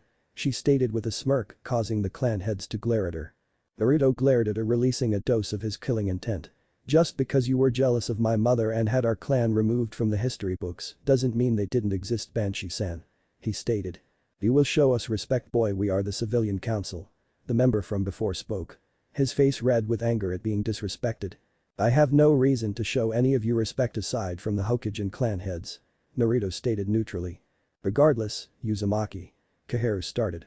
You have made a baseless claim at being a clan head which is punishable by death. She stated. She absolutely loathed the boy as she had lost her only son in the Kyuubi attack. Hiruzen fixed his old teammate with a glare. Enough. He bellowed, releasing killer intent, causing the civilian council to freeze in fear. The clan heads fared a little better as they were only sweating slightly. You would do well to remember I am the Hokage and only I can give an order of execution, Kaharu. He stated firmly as he eased up on his killer intent. I have no results proving Naruto's lineage. As such, he is entitled to take his mother's place on this council. Naruto will also be taking the place of his father as he is the heir of 2 clans. He stated firmly. The civilians looked ready to argue, but a quick look from Hiruzen shut that down quickly. Tsume spoke next while looking at Naruto. Naruto, who was your mother? She asked shakily, which threw Naruto off a little. He had known the woman since he was 7 and she was confident in everything she did. My mother was Kushina Uzumaki, Tsume-san. He stated. He would have used Sama, but he knew she hated such formalities. He was caught off guard when she shot up, angrily looking at Kaharu. You bitch. She screamed and attempted to jump the table but was quickly held back by Chauza. Her Ninken partner Kuromeru was held back by Shikaku's Kajime no Jutsu. Hiruzen looked genuinely perplexed as he managed to calm her down. "Tsume-san, what's wrong?" Tsume calmed down just enough to speak clearly. "That bitch told me he died. I was supposed to take him in if anything happened to Kushina or Tsunade. I was supposed to be his godmother if Tsunade couldn't," she answered, tears visible in her eyes. It was a sight many clan heads had never imagined from the strong woman they knew. Mikoto of course fared little better.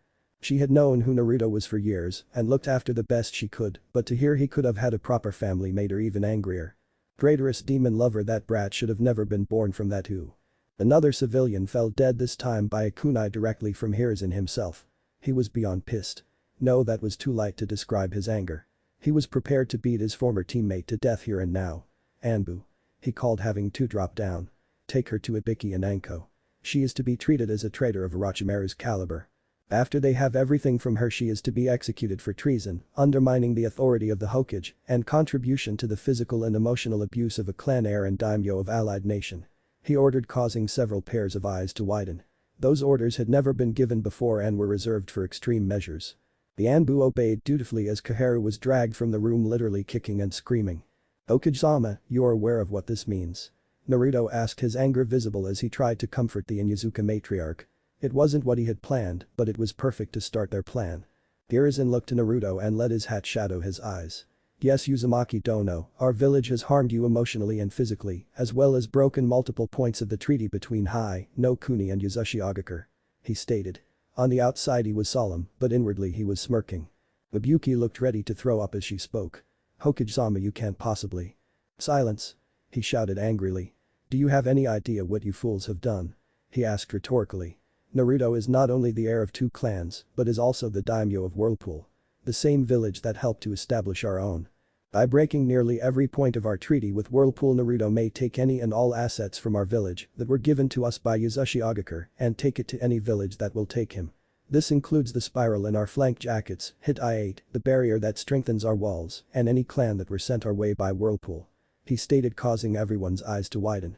If Naruto was to take such an action, not only could he leave the village with the strongest Biju, but he could easily cripple the village economy by stripping the village of its symbol and cripple the village defenses by removing their barrier. Uzumaki Dono Hamura began after a tense moment of silence. "What can we do to atone for the mistakes committed by fools and bigots?" he asked.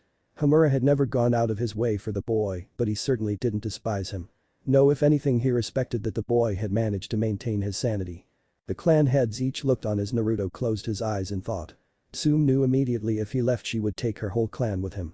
Inyazukas were loyal to a fault and she had failed her best friend.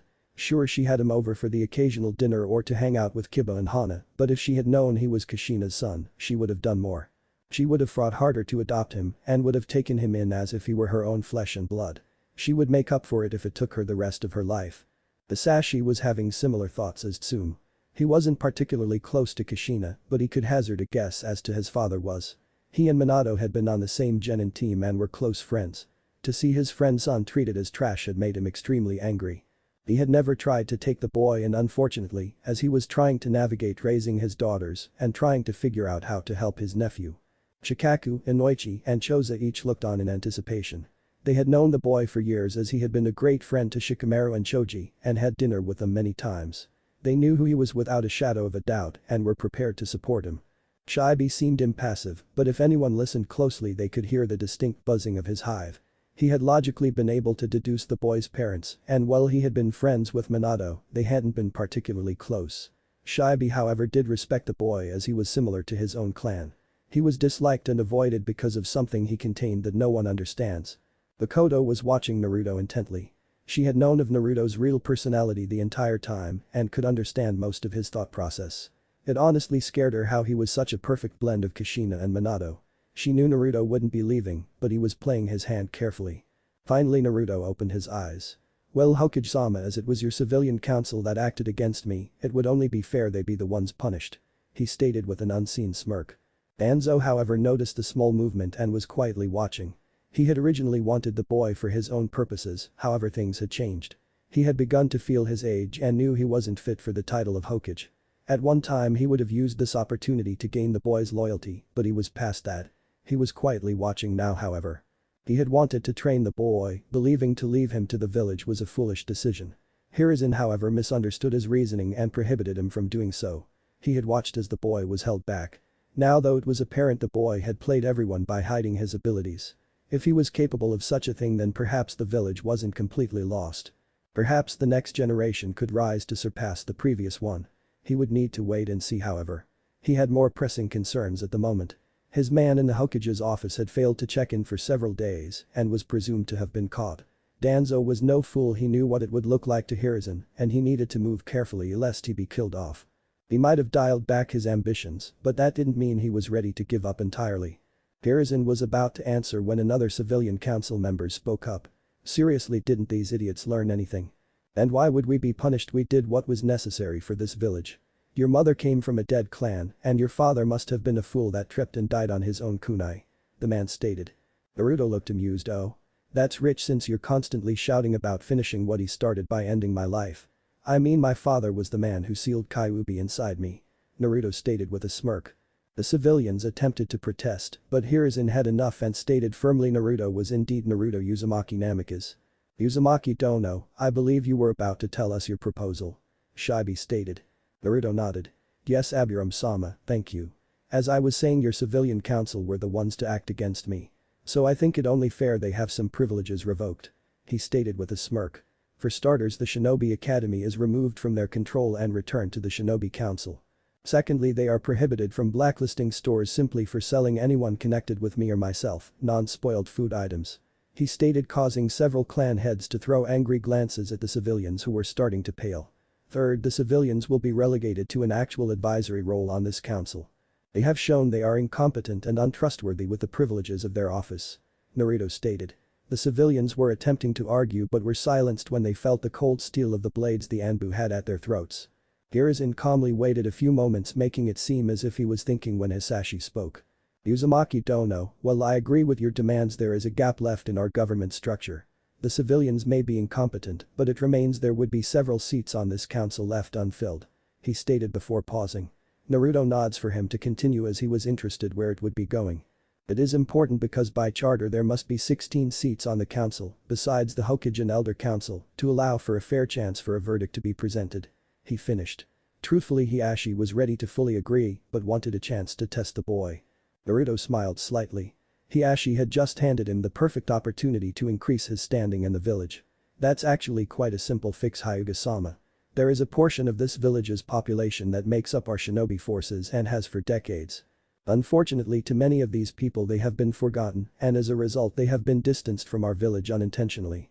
Naruto stated as a small smirk made its way onto Hiruzen's face.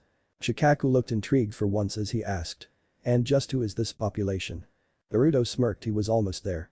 The population I'm referring to is that of the minor clans of our village. We have 8 major clans in our village that sit on this council. We have just as many minor clans that make up our forces. Their numbers of each may be lower than our major clans, but they are just as important. The Kahaku clan for example, makes up a major portion of our border patrol, as their clan is mostly located outside the village. The Kekkei Genkai of the Onokuma and Karama are exceptionally dangerous and could prove more useful if given a more active role in the village. The Izuno clan, while not having a particularly stellar record after the Second Great Shinobi War, just need a reason to do better. I was placed in 2 classes before my last one. In one of those classes I met a member of the Izuno clan. She has great potential in the art of Huinjutsu with their Nikakaburi relying on it, but her clan had stagnated due to their bad records. Do I need to continue? He explained before asking rhetorically. The clan heads and advisors shared glances with each other.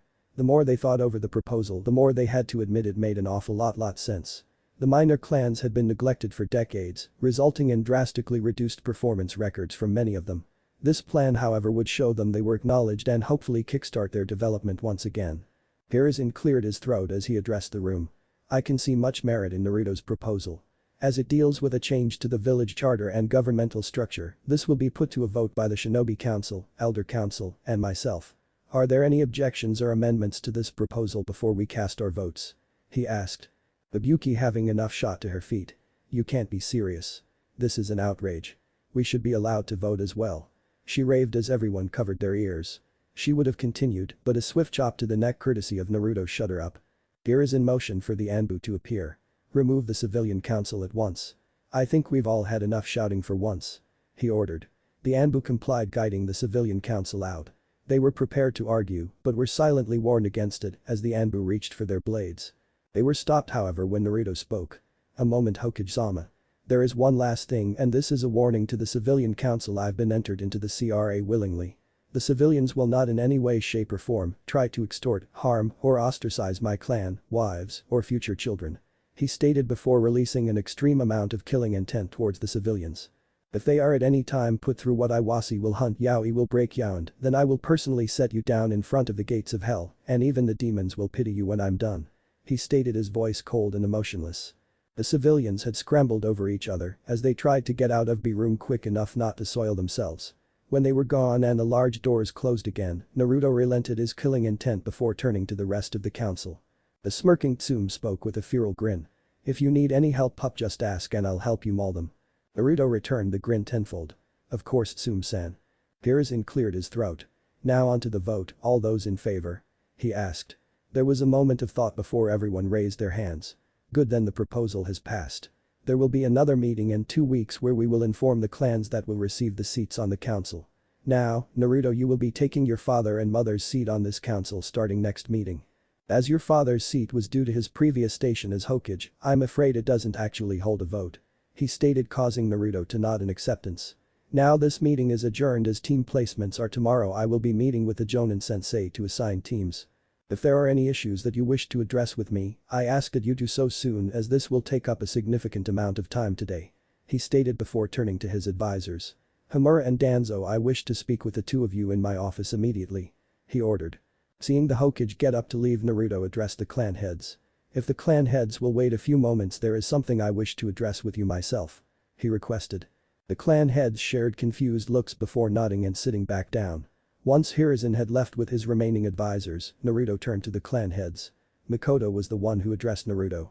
Naruto-kun, what did you want to discuss with us? She asked, genuinely curious.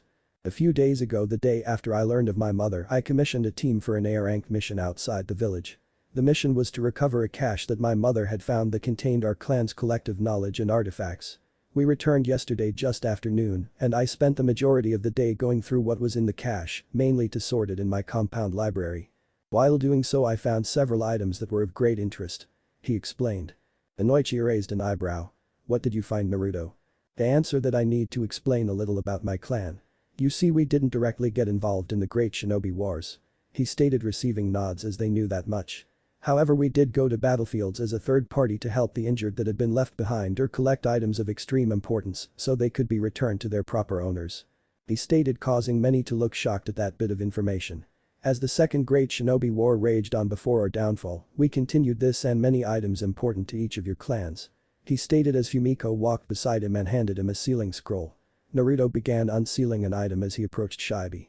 For the Aburum, we recovered these scrolls that detailed toxins that could be extracted from several kinds of rare insects, as well as where to find them. He stated, handing the scrolls to Shibi. The man looked over the scrolls before adjusting his glasses. Thank you, Naruto-san, these were a great loss to my clan and will be put to good use. Naruto nodded with a small smile before he walked over to Inoichi. For the Yamanaka, these scrolls of herbs and plants that have both medicinal properties and hallucinogenic properties were recovered. He stated, hand the man the scrolls. Like Shibi, Inoichi looked over the scrolls, his eyes widening as he read. Finally, he had a large grin as he looked to Naruto. Thank you, Naruto, these were lost from my clan's personal archives. Naruto returned the grin before replying. No problem, Inoichi-san. He stated before walking over to Tsume. For the Inuzuka, these blueprints and scrolls on clan techniques were found. He stated, handing them to Tsume. As she looked over them, she discovered they were indeed lost techniques from her grandfather. Thanks, pup, having these back means a lot to me. She stated with a feral grin, which Naruto returned. He then approached Shikaku and handed the man a scroll. This is a little different, Shikaku-san. We didn't recover anything from your clan, but we did have a contract with Inara before the Second Great Shinobi War started to develop special tags that when attached to an opponent's shadow paralyzed them. He stated. Shikaku nodded lazily as he looked over the scroll, seeing it was a blueprint for making the tags. He had been younger, but he definitely remembered his father stating how they would have been useful. Thank you, Naruto-san, but as it was a contract, what did my clan owe the Uzumaki in return? He asked.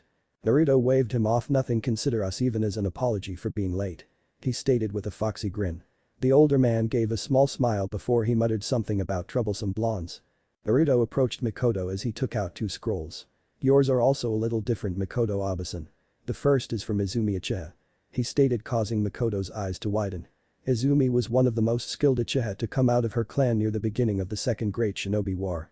As she read over the scroll, it detailed a heavily modified and improved variation of the Uchiha Interceptor Fist Jutsu style.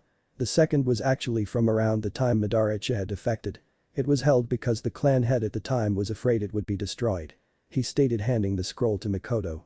When she opened it, she was amazed. It detailed a variety of Raiten Jutsu that she hadn't heard of before. She silently agreed that it most likely would have been destroyed, as most Uchiha had been too prideful to use anything other than Kaiten Jutsu. Naruto, I really don't know what to say. This is incredible. She stated in gratitude. I'll make sure these are put to good use. She stated with a smile. Naruto returned the gesture as he approached Hisashi. Naruto then unsealed a much larger scroll. It was the size of a large sealing scroll and had gold trimmings. Hisashi's eyes widened as he immediately recognized the scroll. For the first time in many years, Hisashi's emotions began to show as he looked shocked. Nah, Naruto-san, is that what I think it is? He asked. Naruto simply smiled as he nodded and handed the man the large scroll. Yes, Hisashi-sama, this is the summoning contract for the owls carried into battle by Niji Hyuga, your grandfather, I believe. He stated. Hisashi nodded as he recalled hearing stories of his grandfather. His nephew had even been named after the man. He touched the scroll once more, wondering if it was a Jinjutsu. Finally he looked at Naruto. How? It was recovered nearly a week before the fall of Yuzushi Ogakure. The clan head at the time had a note with it to have it returned as soon as possible. Unfortunately, you know why that never happened. He stated. Hisashi was quiet for a moment before speaking again, having gotten his emotions under control once again. Naruto-sen, I truly cannot thank you enough. You have returned an important piece of history to not only me but to my clan as well. I promise you this will never be forgotten. He stated, giving Naruto a slight bow. Naruto returned the gesture before speaking again, handing Hisashi a smaller scroll. You're quite welcome. Just so you know, this is something from me personally. I think it could help you with a problem I know you've been having. He stated. Hisashi nodded and put the scroll away for later. Naruto finally walked in front of Choza as he unsealed another large scroll. This one was red with black and brown rings. I'm sure you already know, but this is. Choza cut him off as he took the scroll in awe. The summoning contract for the bears carried into battle by my great-grandfather and thought to have been lost in the First Great Shinobi War. Naruto nodded. Yes, according to records I read, it was recovered just before the start of the Second Great Shinobi War. Naruto explained. Choza nodded in gratitude. Thank you, Naruto, this had been with my clan since the Warring Clan era. Choza stated.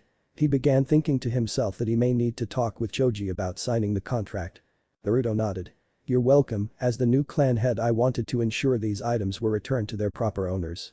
Naruto stated before turning for the door and motioning for Fumiko to come with him. As they exited, Tsume laughed, kids already thinking 10 steps ahead. Get favor with us by returning priceless relics. She started. Makoto continued. And gain the loyalty and respect of the minor clans by getting them on the council. She had to admit she was impressed. There's also the possibility of annexation. A minor clan small enough could benefit tremendously by allowing themselves to be annexed under the Uzumaki clan. Hisashi added, equally impressed with the boy's political prowess. Inoichi cleared his throat. Anyone else feels slightly inadequate considering in a single meeting he deafened the civilian council and set the stage to bring the minor clans to his side. There were several nods of agreement as the clan heads began exiting the meeting room. Hokage's office. Hiruzen sat behind his desk looking at the man in front of him. Homura stood off to the side watching. Hiruzen had just finished outlining a list of demands for Danzo and was patiently waiting the man's reply. Finally Danzo spoke. So my route will be reinstated under my command, however every operation and posting will go through you directly. He stated. Hiruzen nodded. Yes, and you will provide me a full list and dossier on all route operatives. You will also not be allowed to train any others. He stated firmly. Danzo was quiet for a few moments before he stood up and bowed. It will be done, Hokage-sama.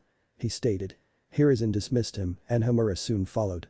An hour passed before the jonin of the village began to trickle in slowly one by one before the office had been filled by the prospective jonin sensei.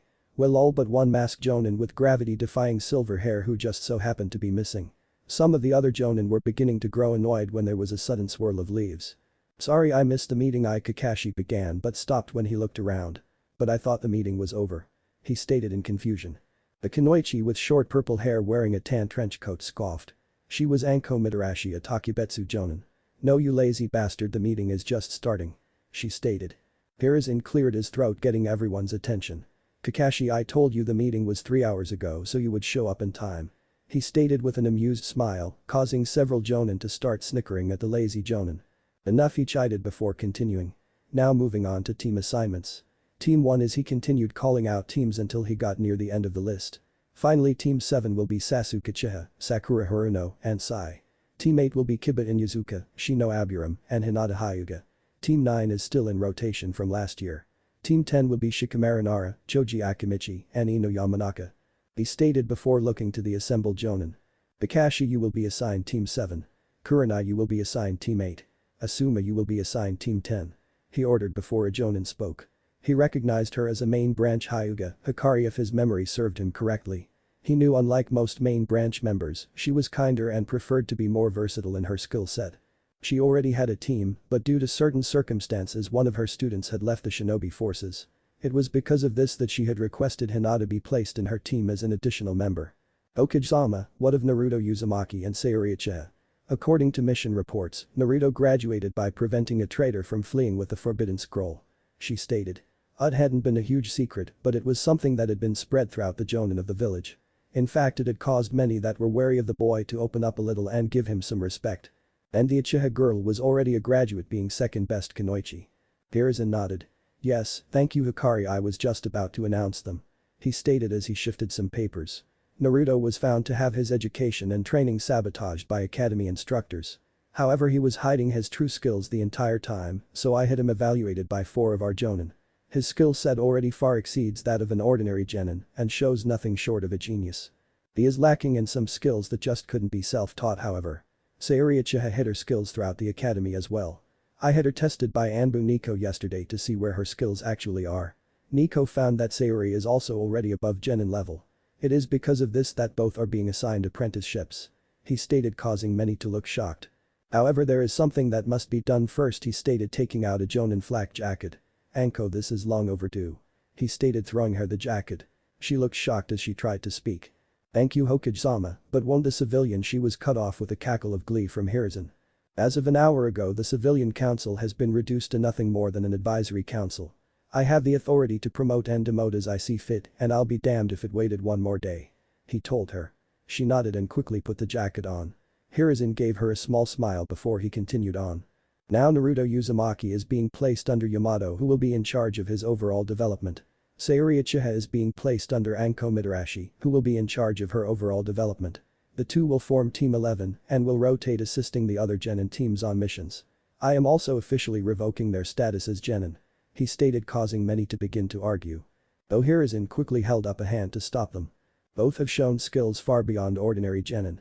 For this reason I am promoting the both of them to elite genin. With this rank they will be temporarily promoted to the rank of Chunin when on missions with other genin," he stated, causing many in the office to look shocked, though they nodded in acceptance. "Good, that concludes this meeting. Now everyone who was assigned a team be here tomorrow. Kakashi, if you're late I promise I will demote you to genin and have you chasing Tora until you're my age," he stated seriously, causing Kakashi to pale slightly and the other Jonin to chuckle. Hiruzen turned his chair around to look over the village. Things would be interesting in the coming weeks. Chapter 5. Naruto walked down the street of Konoha with Fumiko beside him. Every now and then he would get a dirty look from one of the passerby, but he paid it no mind. The council meeting had gone better than he could have hoped, and he wouldn't let his good spirits be ruined so easily. In fact, he was leading Fumiko to one of his favorite places in the village to celebrate. That place being none other than Ichiraku Ramen. The small ramen stand run by the father and daughter pair had been one of the few places that let him eat without overcharging him or giving him poisoned food when he was younger. Even with his mask, Naruto couldn't bring himself to stay away for too long. It didn't help the daughter of the owner Am had taken to him pretty quickly and would get worried if he stayed away for too long. "Uzumaki-sama, where are we going?" Fumiko finally asked. It wasn't that she didn't enjoy his company, but her curiosity had finally gotten the better of her. Naruto gave the young woman a warm smile as he spoke. "Somewhere I've been treated like family since I can remember. Not to mention the best ramen stand in the entire village," he stated happily. Fumiko let a small smile grace her as she listened to Naruto speak of the father and daughter that ran the ramen stand. Naruto had told her and the others bits of the way the village had treated him throughout his life, and it sickened her deeply. Shuna had broken down crying in his arms at how terrible it had been, whilst Xian nearly tried to go on a rampage. Herself and Hakiru had been more controlled as they were used to keeping their emotions in check, yet that didn't mean they didn't have the urge to lessen the village population slightly. With that in mind, it made her happy to know Naruto had people that looked out for him. "They sound like lovely people, Uzumaki-sama," she stated with her own small smile. "You know you can just call me Naruto when we're not in a formal meeting." He deadpanned. It had been one of the only things he couldn't get the 4 members of his clan to drop. He had managed to stop the formal bowing and many of the other formalities that they had no reason to do while in the compound. "So you have told me, Uzumaki-sama," she stated, still with her small smile. "You're enjoying this, aren't you?" he asked. "I'm sure I have no idea what you mean, Uzumaki-sama," she stated, though Naruto could swear he could hear a bit of amusement in her voice. He let out a sigh, deciding to drop it for now. The pair soon rounded the last corner, letting the ramen stand come into view. As they came closer and closer, Naruto couldn't help but suddenly feel as if he had forgotten something incredibly important as a cold chill ran up his spine. It was at this point they were close enough to see a young woman slightly younger than Naruto standing outside the ramen stand, looking around impatiently. She had raven black hair tied into a single ponytail that came down to her mid-back, with her hit-eye worn around her forehead. She wore a purple turtleneck sweater and skirt combination with mesh under armor visible on her forearms. She wore black kunoichi shorts under the skirt and had black leggings that came up to her mid-thigh, complete with black shinobi sandals.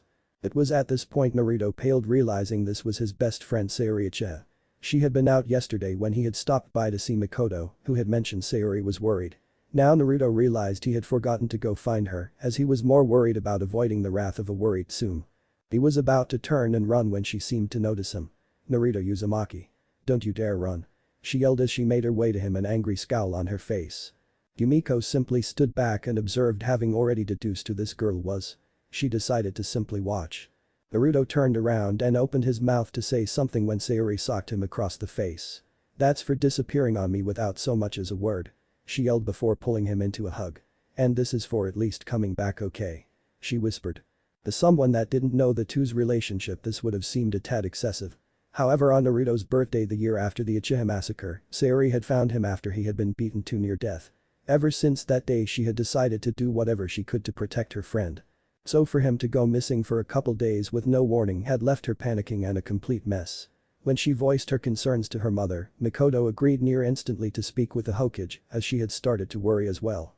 When her mother returned, she was relieved to hear Naruto was okay, but livid he didn't have the forethought to say anything. As she let him go, Naruto was rubbing his jaw. "Damn it, Sayori-chan, did you have to hit me so hard?" he complained. "Be glad that's all I did. I was worried sick about you, and then Ka-san finds out from the Sandaime you went on some mission without saying anything," she stated with crossed arms. Naruto had the decency to look sheepish. Sorry, it was a sort of last-minute thing," he stated before noticing Sayori staring at Fumiko. "Oh right, Sayori-chan, this is Fumiko-chan. Fumiko-chan, this is Sayori-chan." Sayori gave a small nod as she spoke. "A pleasure, how do you know Naruto-kun?" she asked. She didn't like how this woman was standing so close to Naruto. Fumiko seemed amused as she shifted closer to Naruto. "I am Uzumaki-sama's bodyguard and a member of his clan," she stated, causing Sayori to look between the two, confused. Seeing he had many things to answer, Naruto spoke. "Let's go in and I'll explain," he stated. Sayori nodded and led the two into the Chiraku's. Once they stepped inside, the man behind the counter turned to see his newest customers. "Naruto. Welcome back, we were starting to worry we would go out of business without you," Tucci said with a broad grin. Naruto returned the gesture as he took a seat with Fumiko and Sayori on either side of him. "Hey Oji-san, sorry I had a mission that was urgent," Naruto stated. Tucci's eyes caught sight of the special hit Naruto wore. "About damn time someone told you," he stated, causing Naruto's eyes to widen. "You knew?" he asked in disbelief. Tucci laughed. "Kushina was my best customer. I think ramen addiction is another Uzumaki bloodline," he joked, causing Naruto to laugh. Suddenly a feminine voice came from the back. "Tusan, what's am?" began when she saw Naruto. "Naruto-kun," she shouted, pulling his head into her chest as she hugged him. "Where have you been?" she suddenly asked sternly. "If it wasn't for Sayori-chan we would have been worried sick about you," she stated with a pout. Naruto laughed lightly. "Well, I was about to tell you guys. Do you think we could get our order while we talk?" he asked as his stomach growled. The brown-haired girl laughed as she took their orders. The three had their food in 10 minutes. Naruto spent the next 45 minutes recounting what he had been up to the past few days and ending with the council meeting that had just ended. When he finished, the father and daughter pair as well as Sayori looked shocked. Finally Sayori spoke. "Wow, that's awesome, Naruto-kun," she stated, happy for her friend. "I'll say, I'm glad someone finally put those idiots on the civilian council in their place," Tucci stated. It happened more than once that they had tried to mess with his business because he was kind towards Naruto. He was lucky the Hokage had put a stop to it quickly. Naruto snorted. "They'll try something else eventually. They're not exactly that bright," Naruto stated, the last bit in amusement causing Tucci to laugh. "But did you have to submit to the Craw?" AM asked with a frown. Naruto nodded as Sayori also frowned. "Yep, they would have placed me into it regardless. By volunteering I can stop them from arranging marriages that I wouldn't agree to. I absolutely refuse to be placed into a loveless marriage," Naruto stated adamantly. The two girls had to admit they couldn't fault his reasoning. AM then adopted a teasing smirk. "Oh, and do you have anyone in mind for becoming your wives, Naruto-kun?" she asked with a sultry tone causing Naruto's face to redden. Sayori blushed but wanted to get in on it too. "Yeah, Naruto-kun, your first wife must be someone special after all," she asked, causing his blush to deepen. He tried to speak but couldn't. There was then a thud as money for the meal had been placed on the counter by Fumiko, who with her own blush stood up. "Well, thank you for the meal, Ichiraku-san, we must be returning to the compound. A pleasure meeting you, Sayori-san, AM-san," she stated with a small nod to the two before pulling Naruto with her out of the stand. The two girls pouted at having their fun ruined. Sayori soon stood up as well. "Well, I should be getting home too. Thanks for the meal," she stated with a small bow before leaving with a wave goodbye. Gucci turned to his daughter who was still pouting. "So Naruto, huh?" he asked in amusement, causing the girl to blush. "Well, I approve, just don't go giving me grandkids too soon." AM turned on her father, her face now fully red. "Two-san," she shouted, causing said man to laugh. Later, Uzumaki compound. Naruto sat behind his desk in his office with a sigh. He had finally finished having his clones read through the scrolls he had brought back and had a terrible headache. He had made 80 clones specifically to read through the scrolls on his clan's history. Another 30 to read up on the customs. 70 more to read and organize various instructional scrolls that he had separated by ninja art and then by element for the ninjutsu section. He had 100 more he assigned to Shuna to assign cleaning duties. Hakiru had taken another 50 to begin teaching Naruto the basic Uzumaki Kenjutsu style. Naruto took a moment to remember that he read his clan had required its members to be proficient in at least the basic style. Though many members would later on develop their own style. The styles used by each member would usually differ drastically depending on that member's chakra nature.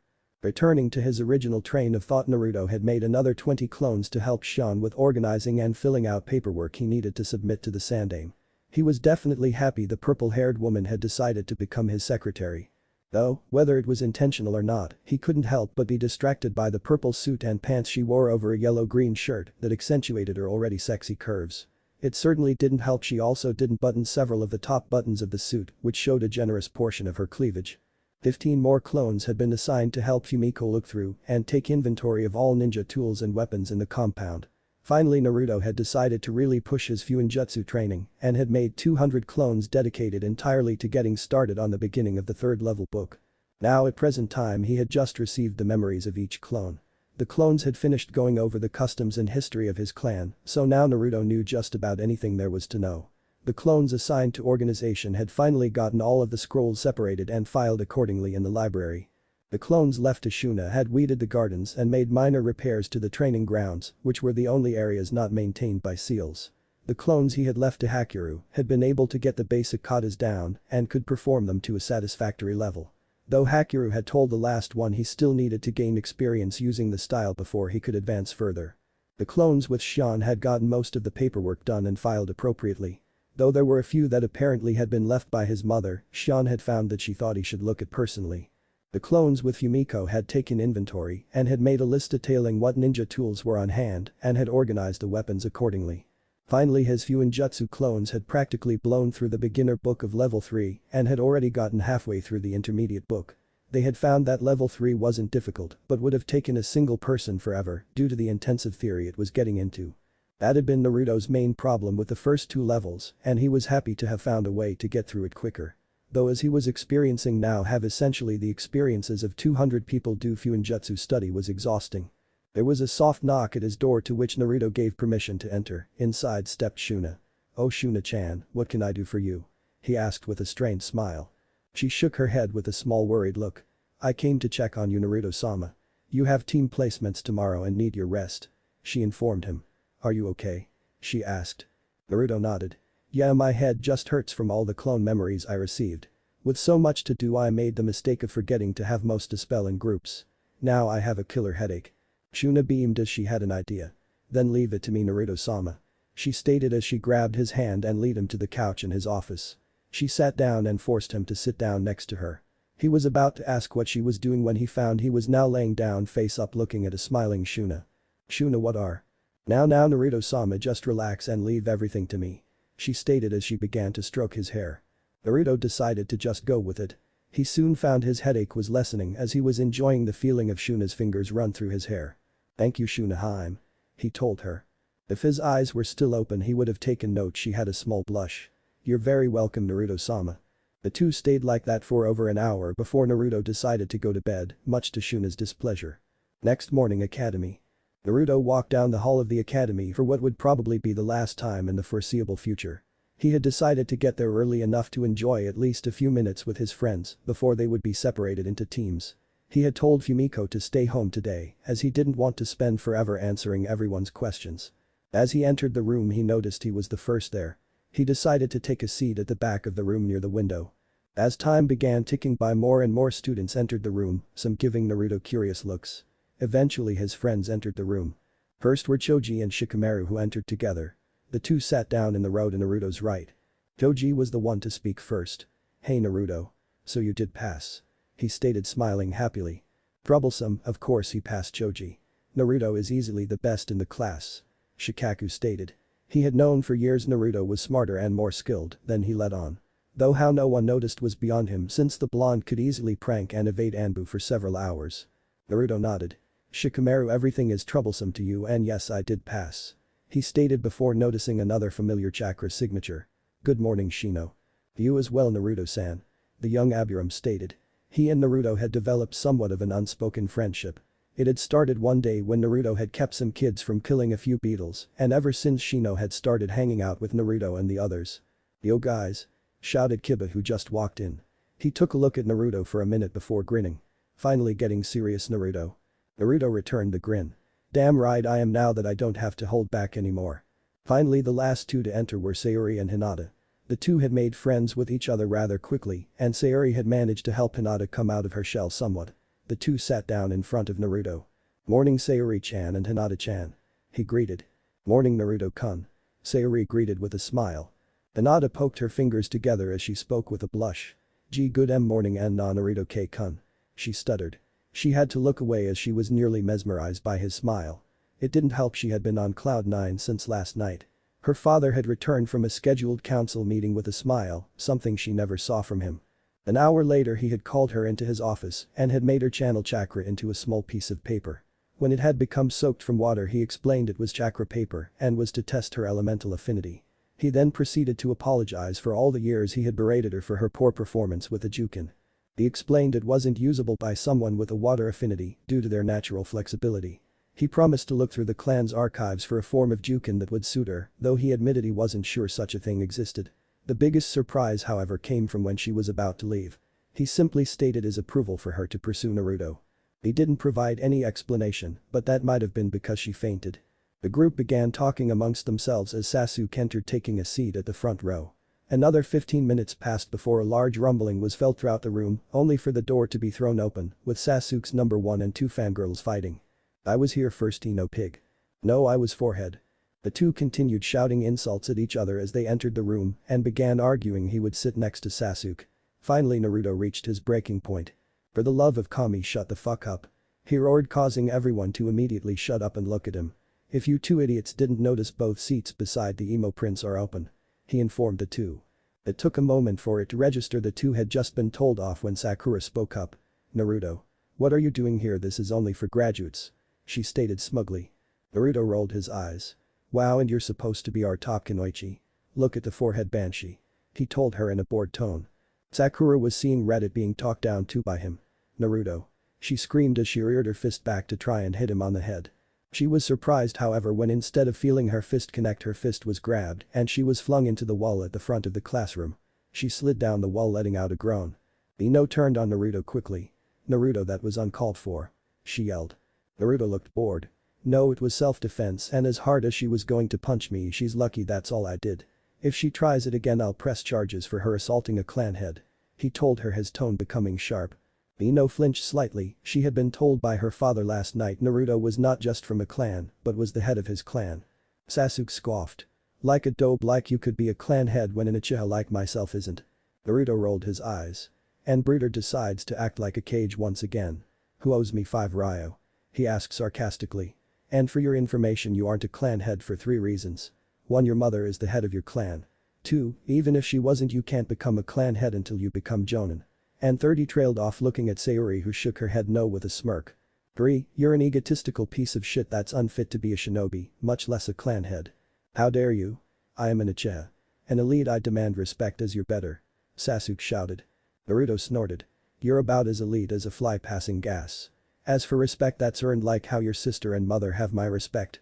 You however are as low on my list of people I respect as the shit in the Inuzuka kennels. No, on second thought I apologize, he stated, causing Sasuke to look smug.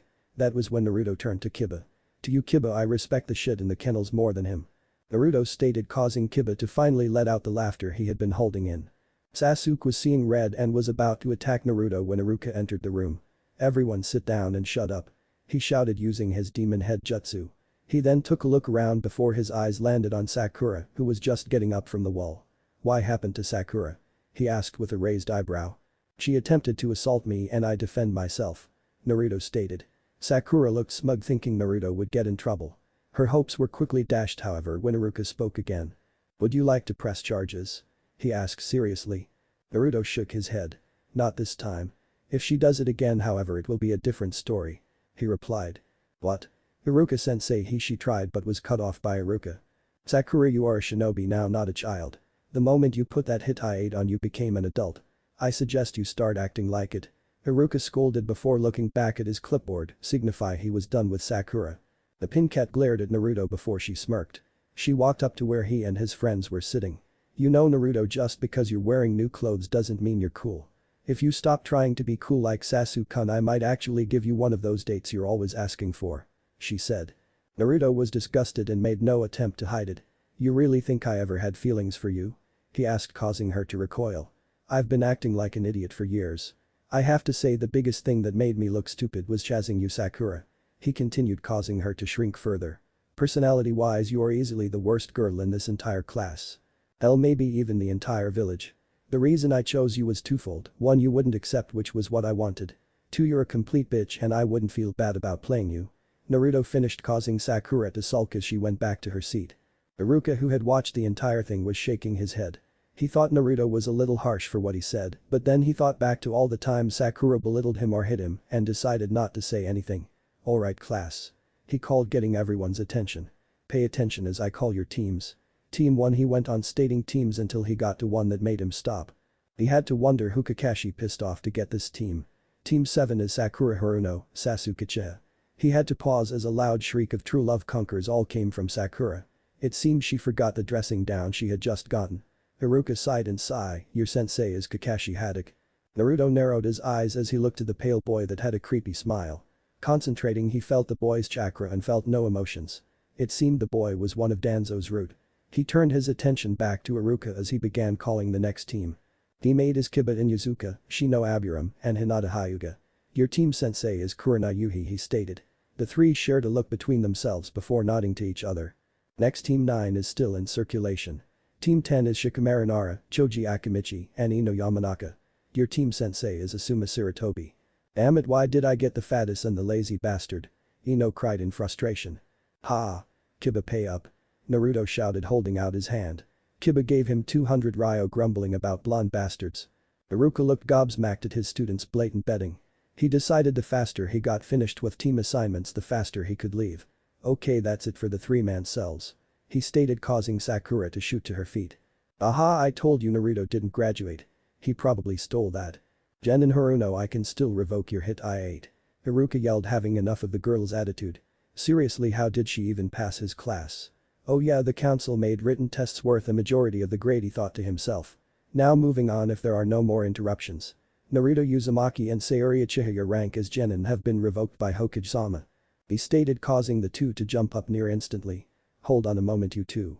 This was done because it was found you were improperly ranked. You have both been promoted to the rank of elite genin. This means that on missions with other genin you two are automatically and temporarily promoted to the position of chunin. In addition you are both being assigned as apprentices but will operate as Team 11. He stated only for Sasuke to stand up practically frothing at the mouth. What? How is that clanless loser and that failure higher rank than me? I'm an Uchiha elite, I demand that rank. And I demand that dope be punished for insulting me. He shouted, causing Sakura to swoon over how cool he was. Sit down Sasuke. Sayori stated calmly. The only failure here is you, since the civilian council was the only reason you even passed. She stated with contempt. Sasuke rounded on his sister, glaring angrily. How dare you, you should feel honored I'm letting you stay in the clan at all. And why is that, dear little brother? She asked. You have no authority in the clan period. She stated with a smirk. Sasuke tried to charge at his sister but found several kunai pointing at vital areas of his body. He turned to see several Narutos standing around him. Sit your ass down Uchiha before I decide to do her a favor and remove you from your clan permanently. Naruto threatened. Sasuke wisely sat down though he was still fuming. It was half an hour later when the Jonin had started picking up their genin. Eventually only teams 11 and 7 were left. I wonder who our senseis will be. Sayori stated as she and Naruto were playing cards. Not sure. Naruto replied as he showed his hand full house. Sayori threw her hand down. Damn it, I swear I'm never actually betting against you. She stated. Naruto smiled. What can I say, I'm just that lucky. So do you think our two sensei would like to play a hand? He asked. Sayori smirked. Don't know, I imagine they're tired of hiding outside that window though. She replied. It was shortly followed by a purple blur. Hello Gakis. A woman wearing a trench coat shouted with a snake-like grin. She was shortly joined by a man Naruto recognized as Yamato. Hello again Naruto-san. He stated. The woman looked to the two in front of her. Alright, you two meet us on the roof in 5 minutes. She stated before disappearing in a shunshin followed by Yamato. The two genin shared a glance before they hopped out the window and walked up the side of the building. Arriving on the roof they joined their sensei who were surprised to see the two genin walking up the side of the building. The woman laughed. Well, at least you two already have tree walking down. She stated. Alright, you two, first up is introductions. State your names, likes, dislikes, hobbies, and your dreams.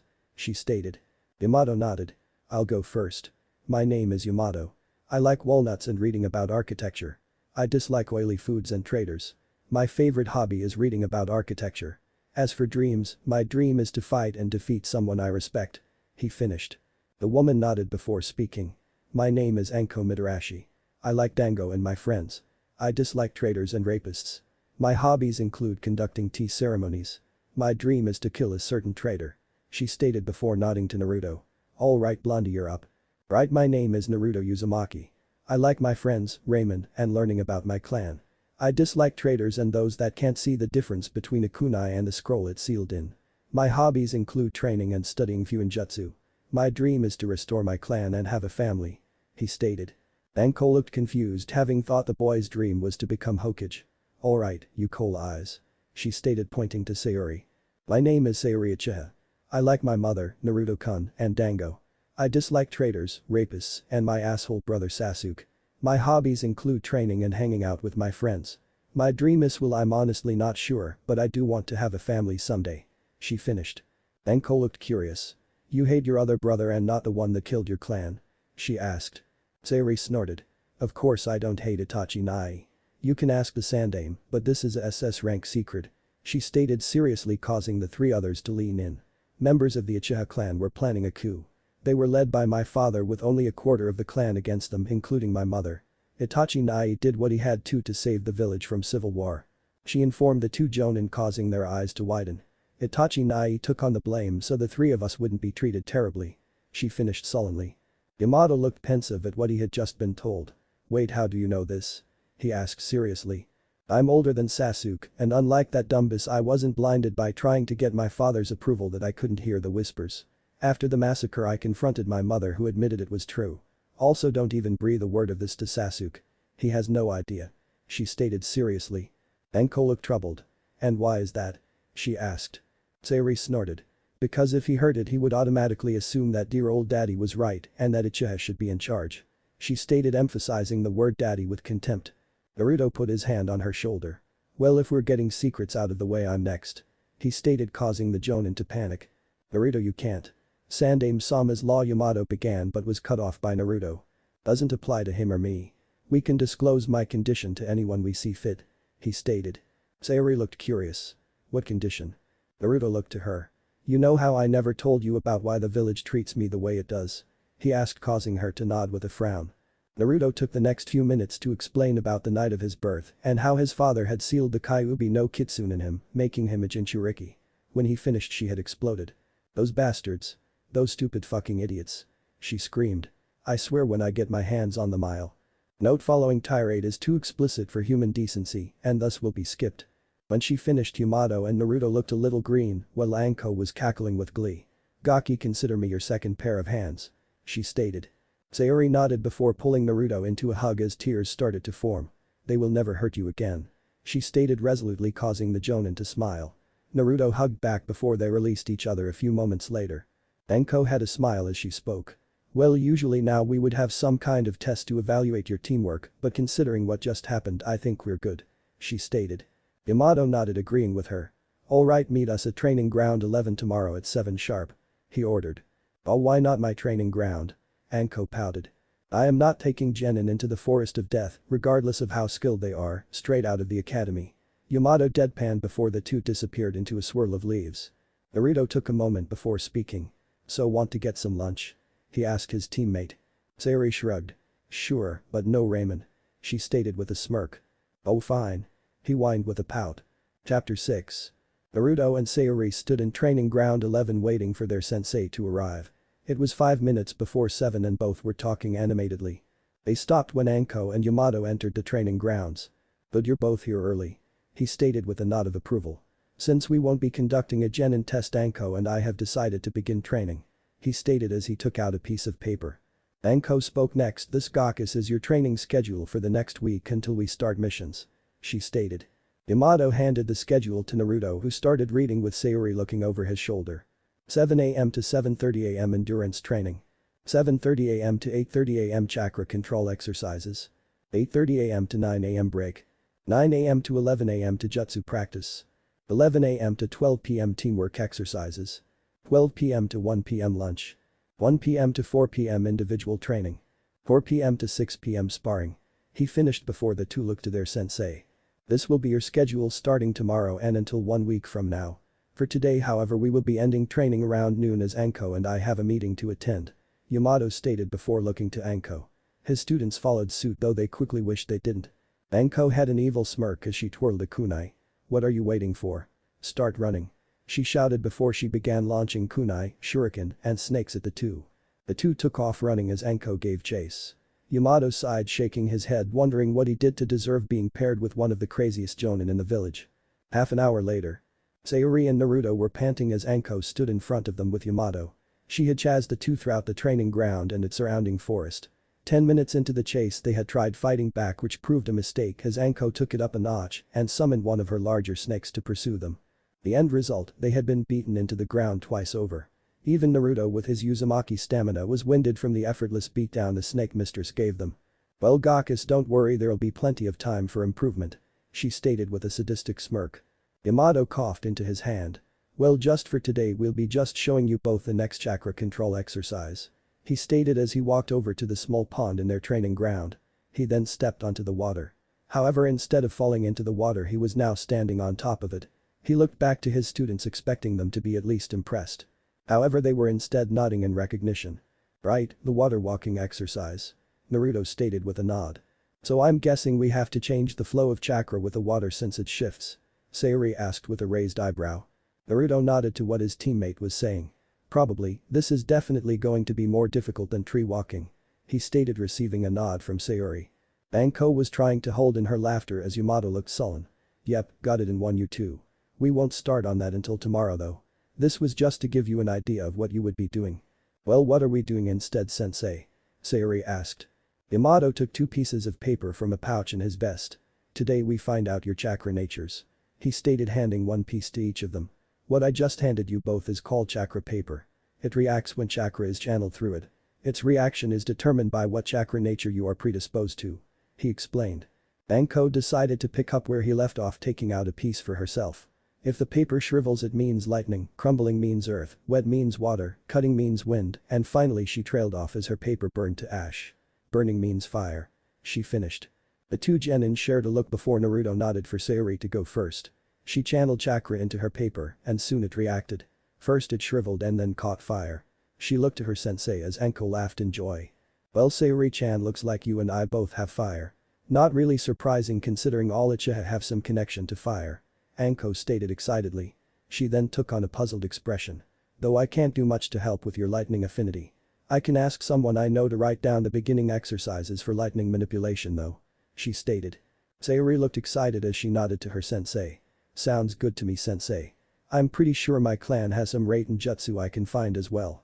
Naruto then channeled chakra into his paper as their conversation came to an end.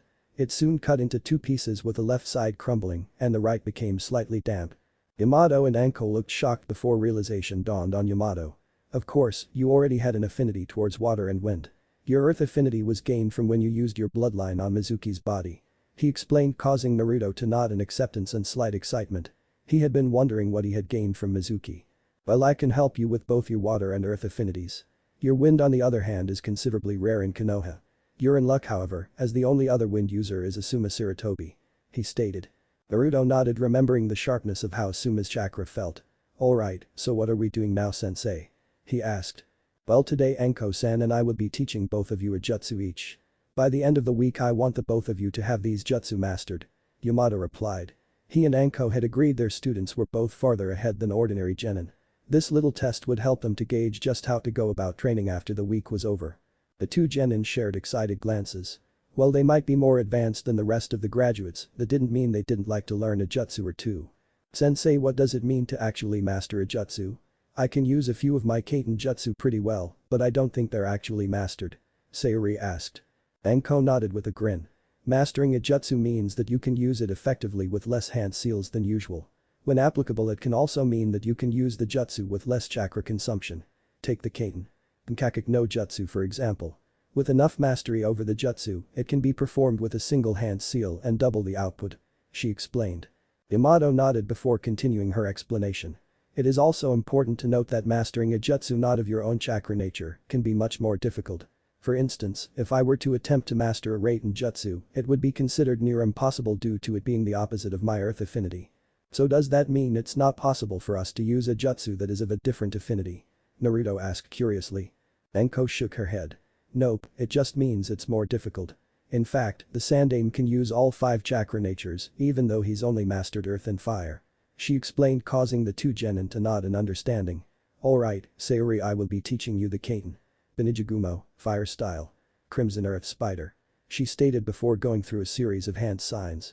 Anko spewed out flames that encircled a small area and then formed a flaming spider that was as large as a full-grown man in the middle. This jutsu is incredibly useful for trapping or cornering an enemy. That spider in the middle there will attack them, giving you time to maneuver yourself into a more favorable situation. Anko explained before Yamato used a water jutsu to put out the flames. Whoa. Sayori stated in awe. She knew Kaiten jutsu could be manipulated into forming dragons with some jutsu. This however was something even better in her opinion. Yamato stepped up next and silently went through a string of about 50 hand signs ending on the bird sign. A large dragon made of water formed from the pond and stayed there for a few moments before dispersing. That is the Suiton Shuriken no Jutsu, water style. Water dragon jutsu. He stated as he turned to look at Naruto. As you can see, it requires a significant amount of time and hand signs to form. By mastering this jutsu you should be able to form it much quicker.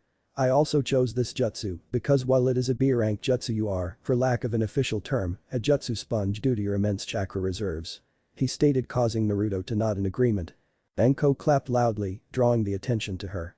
Now, until Yamato and I need to leave for our meeting, we will be going over these new jutsu. She stated. Several hours later. It was several hours later that Anko and Yamato found themselves waiting inside the Hokage's office with the other Jonin sensei, barring a certain scarecrow of course. The two were quietly discussing the progress of their genin. They were pleasantly surprised to find both genin had broken the jutsu down into steps rather than attempt them haphazardly. All conversation in the room ceased however when Kakashi appeared in a regular shunshin. A few jonin stepped away from him however when he looked noticeably irritated. Seeing everyone accounted for, Hiruzen spoke. Now that everyone is finally here we can begin. Starting with Team 1, you will announce your team's status. He finished, nodding towards a jonin that had a senbon in his mouth. Team 1, fail. Team 2, failed. Team 3, failed spectacularly. Team 4, did okay though they still failed. Team 5, fought each other to exhaustion, they fail. Team 6, cough, they need remedial lessons. I recommend cough they be placed in reserves. Kakashi sighed tiredly. Team 7 passed, though just barely. He stated. Hiruzen held up a hand to stop Kurenai from speaking next. A moment, Kurenai-san, I would like for Kakashi-kun to elaborate. Yes, Hokage-sama, I issued the standard bell test as usual. The Uchiha started by immediately challenging me outright. The Haruno girl loudly proclaimed his awesomeness, Kakashi stated with air quotes. After he was soundly defeated, the two hid separately. I used a simple genjutsu to render Sakura unconscious and then found the Uchiha. I used the Doton Shinjuku no Jutsu on him and retreated to observe. Sai, who had used a unique jutsu to locate his teammates, released Sakura from the genjutsu, causing her to scold him for trying to be cooler than her Sasuke-kun. She fainted 3 minutes later when she found him still sticking out of the ground. He sighed, pinching the bridge of his nose. Hokage-sama, the only reason I passed them is because Sai came up with a plan to trick his teammates into working together. It would be incredibly unfair to fail him along with the other two. Well, difficult, I'm sure I can break Sakura of her fangirl phase. If required, I'll use genjutsu to do it. Sasuke, I'm not sure how to deal with him yet, he's exactly as Naruto described, which worries me. Kakashi finished. Hiruzen looked concerned as he mulled over what he had just been told. Kakashi, I'll accept your decision to pass Team 7. However, I'll be placing them on a probationary period pending further reports. He stated seriously, causing Kakashi to nod. Seeing the masked jonin understood Hiruzen motioned for Kurenai to resume. Team 8 passed. They were tasked with finding me and performed splendidly. Though I did note Naruto's assessment of the three was spot on. She stated proudly with her lips slightly tugging upwards. Team 10 did okay. They had to catch me and managed it. I will note their cohesion needs work as Ino attempted to take control without even attempting to discuss a plan with her Lasius teammates. Asuma stated. Anko and Yamato shared a glance before Anko waved him to go ahead. Team 11 went untested in the traditional sense. During introductions they had revealed their most guarded secrets to each other and us. One of which Anko and I would like to verify with you later, Sandaime-sama. Yamato stated calmly, to which Hiruzen nodded solemnly. Anko continued. Today, before the meeting, we started their training as well as gave the two a sort of benchmark to find just how far ahead they really are. She stated. Kurenai looked to her friend curiously. What sort of benchmark? It was Yamato who decided to answer. We tested their affinities and assigned each of them a single jutsu to master before the end of the week. Oh, what were their affinities? Kakashi asked curiously, his interest piqued. Anko had a sly smirk as she spoke. Sayori has Raiten and Kaiten, while Naruto has Doton, Futon, and Suiton. The assembled jonin looked shocked at Anko and then turned to Yamato for confirmation. When the man nodded his head with a slight smile, several jonin began talking amongst themselves. Everyone quieted down, however, when Hei heard Asuma's next question. What jutsu did you assign them? Anko's smirk grew as she replied. Sayori has the Kaiten. Benijigumo and Naruto has the Suiton. Suriken no jutsu.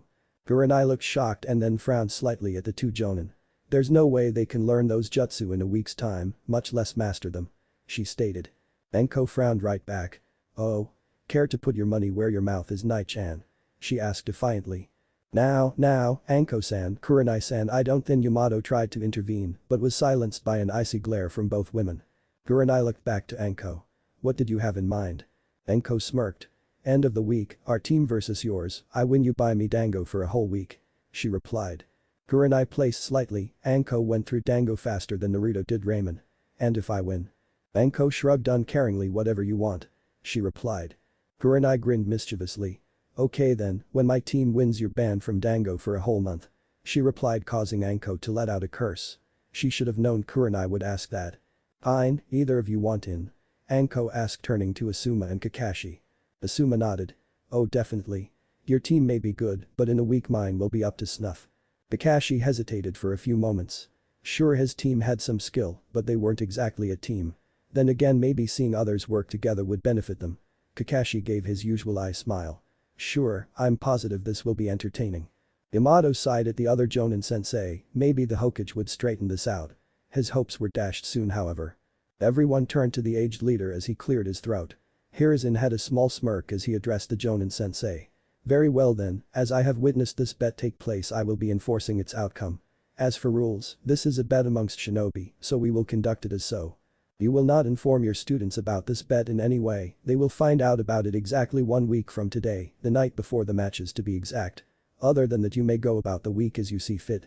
In addition, this presents a perfect opportunity to showcase our new genin to the rest of our shinobi. Therefore we will hold a semi-public viewing. So be warned, this is not only for your wagers, but braggers' rights at being the best sensei as well. He stated in an overdramatic announcer's voice. But the bet set, the 5 Jonin sensei disappeared in Shunshin's, leaving behind the rest of the Jonin and the Hokage.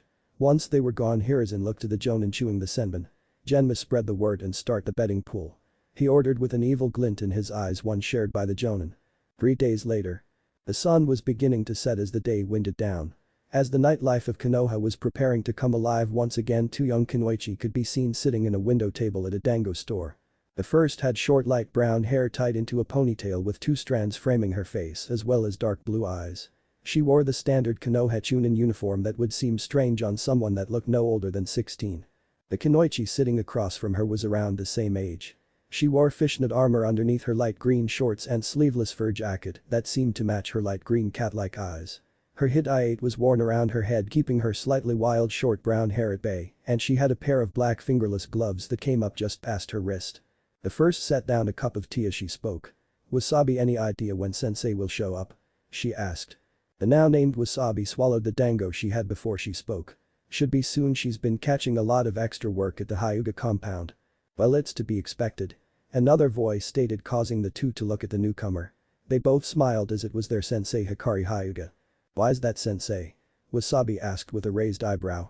She couldn't think of anything that would have one of the most influential clans in the village so busy. Hikari smirked slightly. "Well, for one, I've been asked to help Lord Hisashi go through our archives. For another, the village will be experiencing a large political shift near the end of next week." Wasabi's face scrunched in confusion. She was about to voice her questions when her friend beat her to it. "I assume the second has to do with the Uzumaki clan being reinstated?" she asked. Hikari nodded. "You're partly right, Hinoko, the details have not been decided on just yet, but the Uzumaki clan head has proposed an amendment to the village council," she stated happily.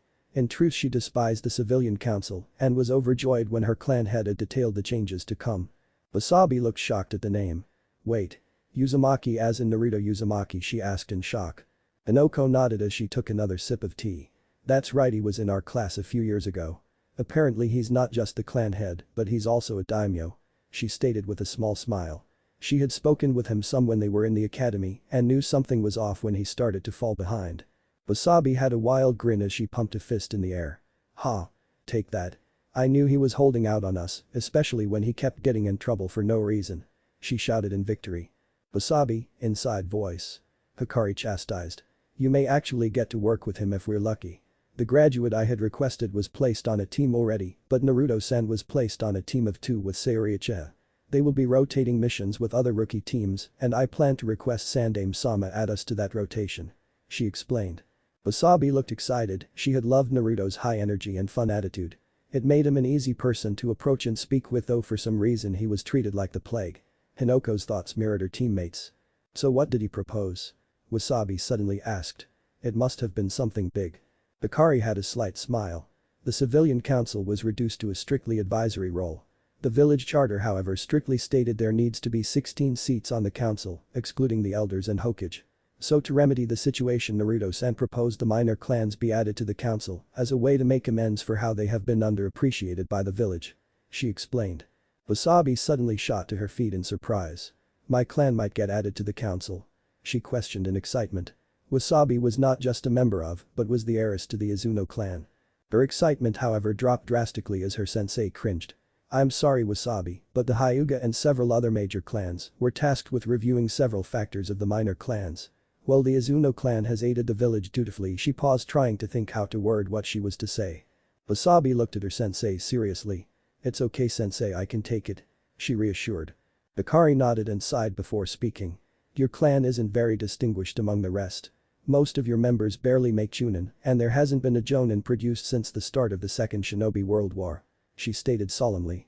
She didn't want to make her student feel down, especially with becoming Jonin her dream, but it was necessary for her to hear the truth. Wasabi nodded sadly. It wasn't untrue and was one of the few things that irked her about her clan. They were bottom of the barrel in talent and members barely had any repertoire of skills other than clan techniques. Deciding to try and cheer her friend up, Hinoko spoke. I heard a couple other chunin talking, apparently the sensei to the rookie teams made a bet and will be sparring against each other at the end of the week. There are a lot of bets flying around about who's going to win apparently. Why don't we go watch since we might have to work with them? She asked hopefully. Hinoko wasn't what one would call a social butterfly, but if it would cheer up her friend she would suffer through it. Wasabi perked up a little and agreed, as did their sensei before she noticed the time.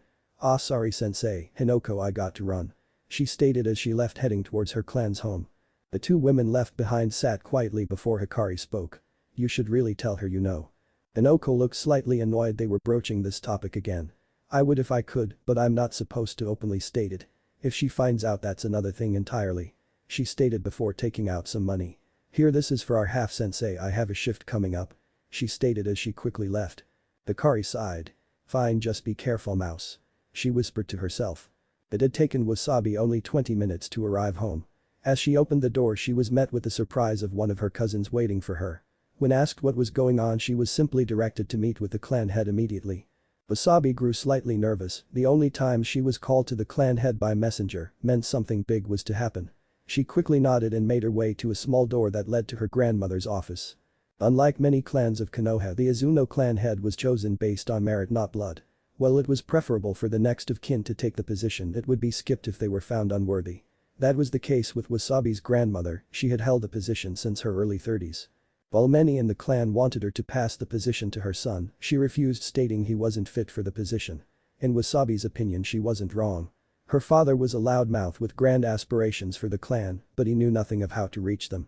He was lazy, obnoxious, and a career genin. That had been the reason Wasabi herself was chosen to become heiress.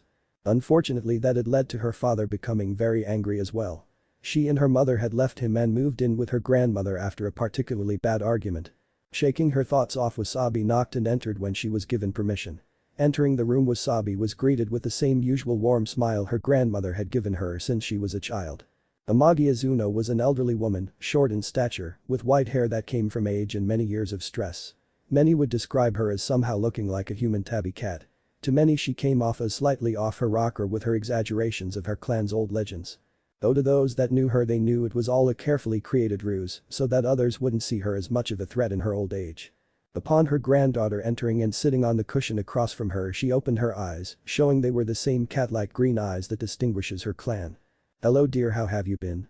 She asked as she poured the younger Izuno a cup of tea. Wasabi eyed her grandmother for a moment before speaking. I've been fine, Bach-an, I just got home from a little meeting with my team. Amagi nodded slowly before speaking. Have you heard the rumors going around the village? She asked. Yeah, I just heard about them today, except they aren't rumors, Sensei confirmed there's going to be a big change in the council, thanks to Uzumaki-san. Wasabi replied. We may actually end up taking a few missions with his team if we get the okay from Sandaime-sama. The Izuno head nodded happily. Good, that would make things easier on her, she thought to herself before speaking aloud. Good, unfortunately I doubt we will be a part of this change. She replied sadly. It hurt that she was one of the last in her clan to become a jonin and had hoped her clan would step up, though it appears she had stood on the sidelines too long. Wasabi recalled what her sensei had just told her earlier and nodded sadly. Yeah, sensei said the same thing. She added. Amagi took a deep breath before looking her granddaughter in the eyes. She noted she flinched slightly at her serious expression. Wasabi, tell me honestly what you think of our clan. She stated. Wasabi wanted nothing more than to give her something simple, that she wouldn't change a thing, yet seeing her grandmother's expression, she knew she needed to be completely honest. We're the bottom of the barrel. Our members barely mark above civilians in the academy and take an average of 10 to 15 years to advance to chunin. Unfortunately, most of those promotions are out of gratitude for service, and that's those that barely pass chunin standards in skill. She replied. She suddenly felt lighter having said as much. Amagi smiled sadly, so her granddaughter had seen it too. Yes, and unfortunately there's only one thing I can think to do if we are to survive. She stated, causing Wasabi to sit straighter. We have nothing to teach, our clan has refused for too long to look toward other avenues to expand upon. For this reason I have decided we will be annexed into another clan, and with the current situation in the village, there is only one viable option. She finished. Wasabi nodded sadly, having figured that was where this conversation was going. What clan did you have in mind? She asked. The Uzumaki clan is the only option. They have a history of taking in clans that act as a branch family. Historically they have the royal Uzumaki family that act as the main branch with clans they annex in as the side branches to bring in new blood. This has already been discussed with the elders and they agree with me. That only leaves to discuss with Uzumaki-sama himself as well as you. She explained. Wasabi nodded along with the explanation. It seemed like a good way for a clan to stand along throughout the ages, especially if they have strong genetics. She however looked confused when her grandmother said she had to part of the discussion. Why me? Was all that she could ask. Her grandmother sighed tiredly. We can't simply ask for annexation, especially with only a handful of members in the Uzumaki clan at the moment. There has to be something to hold us there so that we won't look like we want to get some secrets and run. She explained. With Uzumaki-sama under the CRA we've decided to arrange a marriage contract. As the heiress you're the most obvious choice. She stated finally. Wasabi was shocked, she was to be married off to Naruto. What would become of her? Would she get to continue as a ninja? Would he force her to become a housewife? These questions and more were floating around in her head. She wanted to scream, to shout out some kind of objection. Taking a breath to calm herself she tried to think more clearly. This could be her only chance to help her clan, it could be their only chance to prevent themselves from dying off in a few decades. As if sensing her turmoil her grandmother spoke. I don't need an answer immediately, you have until the end of next week. She stated, causing Wasabi to give her a grateful smile. If I were you I would find time to speak with Uzumaki-sama, it may just answer some of your concerns. She stated. Wasabi nodded, grateful that her grandmother wasn't forcing her into this. She stood and walked out. She needed to sleep and think. Whatever she decided could very well affect not only her future, but her clan's as well. What if Naruto find out Uzumaki clan council bashing harem? And thanks for watching my video till the end. If you enjoy this content, then do consider subscribing to my channel and leave a like if you guys need the next part, comment down, and thanks for watching the video and see you guys in the next video.